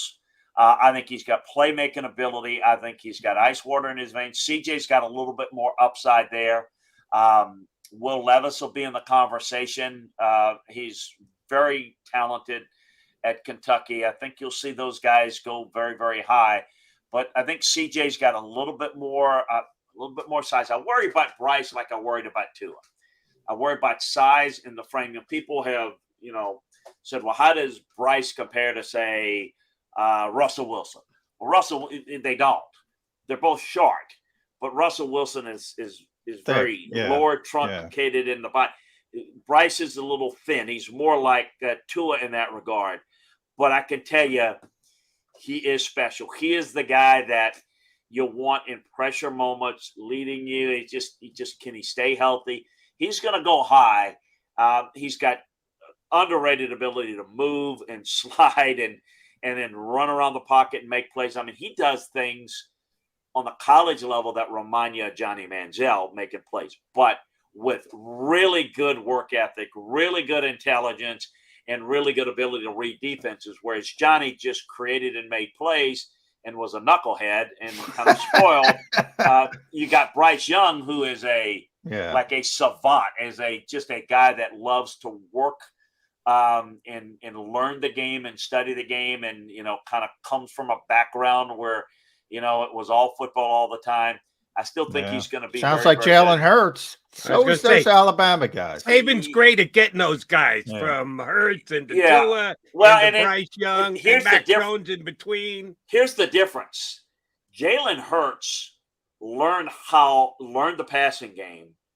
The best move he ever made was the short time he spent at Oklahoma, because he learned the passing game concepts that was the development time that lessened his development time with the Eagles. If he doesn't have that, it's a big with Bryce. Bryce has got it from day one. He's got it from high school in his system. Yeah. So if you think about it in terms of intangibles, Bryce would be better. Bryce is better than Jalen in that regard. But Jalen has got, he's thicker and he's stronger. And I think that time in Oklahoma has helped him a great deal, combined with the time in Alabama. That's just made a tremendous impact. And quite frankly, it's surprised me how quickly he has developed. But I give a lot of credit to Nick, and what they run is they run a lot of college style offense. That fits Jalen very, very well. And it's very much Oklahoma-like, and it's a lot what Nick picked up. It's a lot of what some of the stuff Lincoln Riley. Yep. Eagles love Lincoln Riley, by the way. Yeah. If you are any kind of football fan, you got to check out his website, LandryFootball.com, his podcast, all his scouting stuff. And we're going to get him back here for about every month or so. Because we didn't even talk about his Jets, John. Yeah. Have you heard about that? Birds 365. I know. I'll call you this afternoon, and you and I can talk Jets for half an hour. Good. That would not be a problem. How about that? New York. That's great. New York football's back. That's good. Football's finally back. Yeah. I mean, you've got Syracuse 5-0. or 6-0, excuse me, until tomorrow probably. But we'll leave that alone. We'll leave that alone. Chris, always a pleasure. Thank you very much for doing it. Like I said, we'll reach out about a month from now. Always great whenever you come on. Thank you for joining us today. All right, thanks. Well, what does that say? Fly, Eagles, fly. Continue to fly. Great job, guys. Great to be with you. Take care. Thanks, you. Chris. That is Chris Landry, LandryFootball.com, ex-NFL scout, coach. He's checked a lot of boxes in his NFL career and one of the best scouting guys that we have here on Birds 365. All right, we're running late. You know what we're going to do when we come back? Put a bow on the show, the week, the bye, all wrapping up here on Birds 365 next. The greatest fans on earth. It's a bold statement, but would you expect anything less from Philadelphia? 58 years of heartache creates a toughness, a grit, a resolve not found in most. Sure, our prayers were answered, but now that we've had a taste, we're looking for more. Pondley Hockey, official partner of the Philadelphia Eagles. Action News at 11 with Rick Williams. It's the team you trust to bring it all together. The stories that impact your community. A sports roundup for the locals. And the AccuWeather forecast you depend on. Action News at 11 with Rick Williams. Go to get your game on. Go for the beers. Go for the cheers. Go for the hit and the hits. Go for the stakes and the stakes. Go to get your parlay on. Go to get your party on. Go for the scene. Go for the screens. Go for the gallery. Go for the win. Go to Ocean. Visit theoceanac.com to plan your visit. Since 1977 at Rafferty Subaru, we have always been about our customers and the community. Early on, a safe and durable option, we've evolved to become the best overall brand according to Kelley Blue Book. Over the last 14 years, we've donated thousands of dollars through the Subaru Share the Love event and found homes for hundreds of pets. The Rafferty family is proud of our 45 years in business. This month, celebrate our anniversary with special financing on select models. Visit us and see why.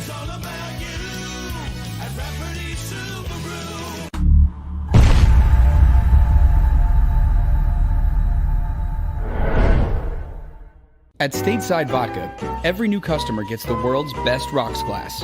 Free.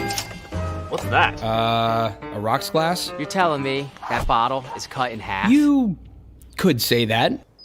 Holy shit. And you're telling me I can get one of these glasses for free? That's right. One free rocks glass per customer with each first-time purchase of Stateside Vodka. So good, it just disappears.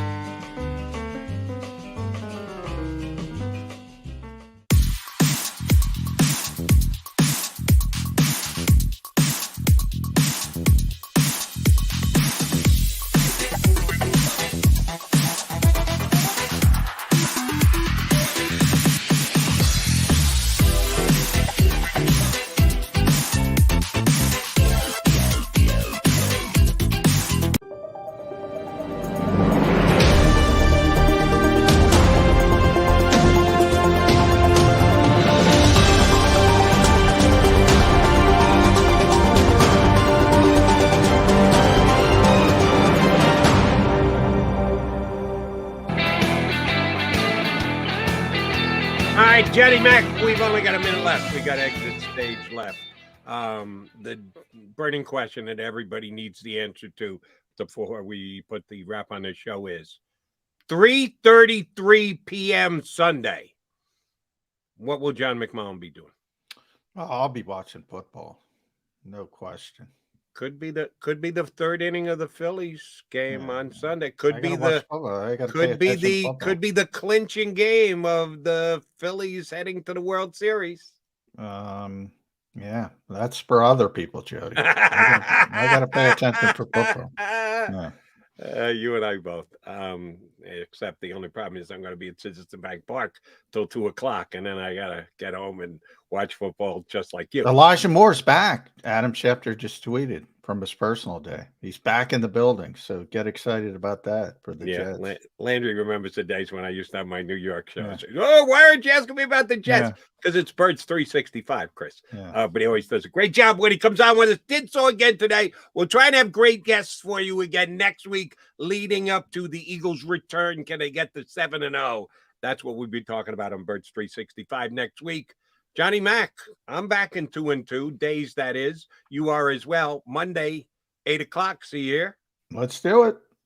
Right back here on Birds 365. Have a great weekend, everybody. You've been listening to Birds 365, the destination for the passionate Eagles football fan who bleeds green. If it's Eagles football, we're talking about it. Debate inside the locker room and guests that are some of the greatest football minds from around the region. We hope you enjoyed the show. We know we had a blast. Make sure to like, comment, and subscribe, and we'll be back soon. But in the meantime, hook up with us on social media at JAKIB Sports. See you next time on Birds 365.